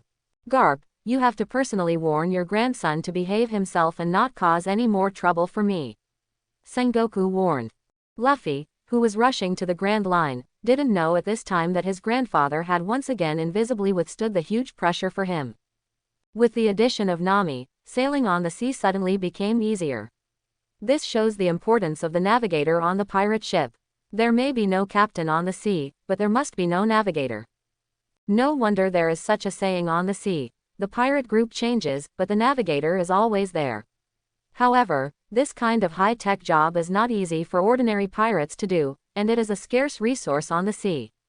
Navigators are usually senior cadres of the pirate group, because he can control the life and death of the pirate group to a certain extent, and his professional skills and knowledge are crucial to the successful completion of the voyage. After a short week of sailing, the pirate ship arrived at the last stop in the East China Sea rogue town. 20 years ago, the Pirate King was executed here. It was the place where the Great Pirate Era began and the beginning of the dreams of countless young people. After the ship docked, Luffy and the others went to Rogue Town. Some were responsible for purchasing, some just went to worship, and some went to play. Only Finn was not interested in this and chose to stay on the ship alone. People who have died once always cherish their lives. Finn has been thinking about how to further break through his strength and how to achieve transcendence of life, but he has no clue. Besides, immortality already exists in this world. As a system holder and a traverser, he does not pursue it as the ultimate goal, but seeks temporary glory. Isn't this a complete fool? Although he knows that there are pure gold and surgery fruit as means of immortality, these are not what he desires. They are all means that rely on external objects. In his opinion, such immortality is just a lingering survival. Finn does not want to rely on external objects. He firmly believes that only the transformation of the essence of life can achieve true transcendence, and from mortals to extraordinary people, the eternal immortality of life can also be achieved. Especially for Finn, whose qualifications can be transformed all the time, relying on external objects is equivalent to giving up the essence and pursuing the end, which is completely not worth the loss. Since he is in the world of high martial arts, the peak of martial arts is truly worthy of the talent transformed by the system. With such unique conditions, if Finn does not pursue the peak, he feels that he will look down on himself. Unconsciously, he has already strengthened his belief, that is, to pursue transcendence and freedom. As his strength progresses more and more slowly, of course, the slowness is relative to Finn himself. If others hear it, they will definitely point at Finn and curse, "You are simply not a human being." This is called slowness. Then what are ours? Aren't we ashamed to death? Finn has been thinking about how to further improve his combat power. He studied those strong people who do not have devil fruits, and what they rely on to compete with those fruit abilities like mobile disasters. Finn analyzed Roger, Shanks, Garp, Rayleigh, Hawkeye, and other famous strong people on the sea, who are also representative figures. His conclusion is the domineering color. He believes that these people definitely have the domineering color. Finn also believes that the name, domineering color, itself may be biased. Perhaps there are very few people who have this ability, and it usually only appears in those big pirates who dominate one side, so it is jokingly called the domineering color domineering. For this speculation, Finn thinks it is very likely the truth of the matter. Of course, he does not intend to correct the existing statement, and as for what it should be called, Finn does not intend to delve too deeply. The name, domineering color, also directly reflects the power and scarcity of this ability. In some ways, it can also be regarded as an explanation of this ability. He is more concerned about whether the domineering color domineering is innate.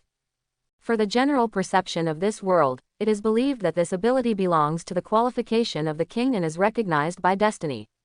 Finn completely sneers and does not believe a word, because this speculation is too fantasy and has no persuasiveness at all. For example, if the domineering color is innate, then there should be more of them in the Navy. After all, the scale of the Navy is much larger than that of pirates. Are people with domineering color destined to do kingly things and split one side? But the world has determined this statement. Finn believes that the reason is that the scarcity of conquerors' hockey leads to survivor bias, which in turn creates cognitive illusions in the world, because there are no conditions for effective observation and research. How can a powerful person who dominates a region allow a weak person to scientifically analyze his mythical ability? Aren't the qualifications and destiny of a king the reasons why those powerful people who dominate a region can win the hearts of the people and occupy the territory?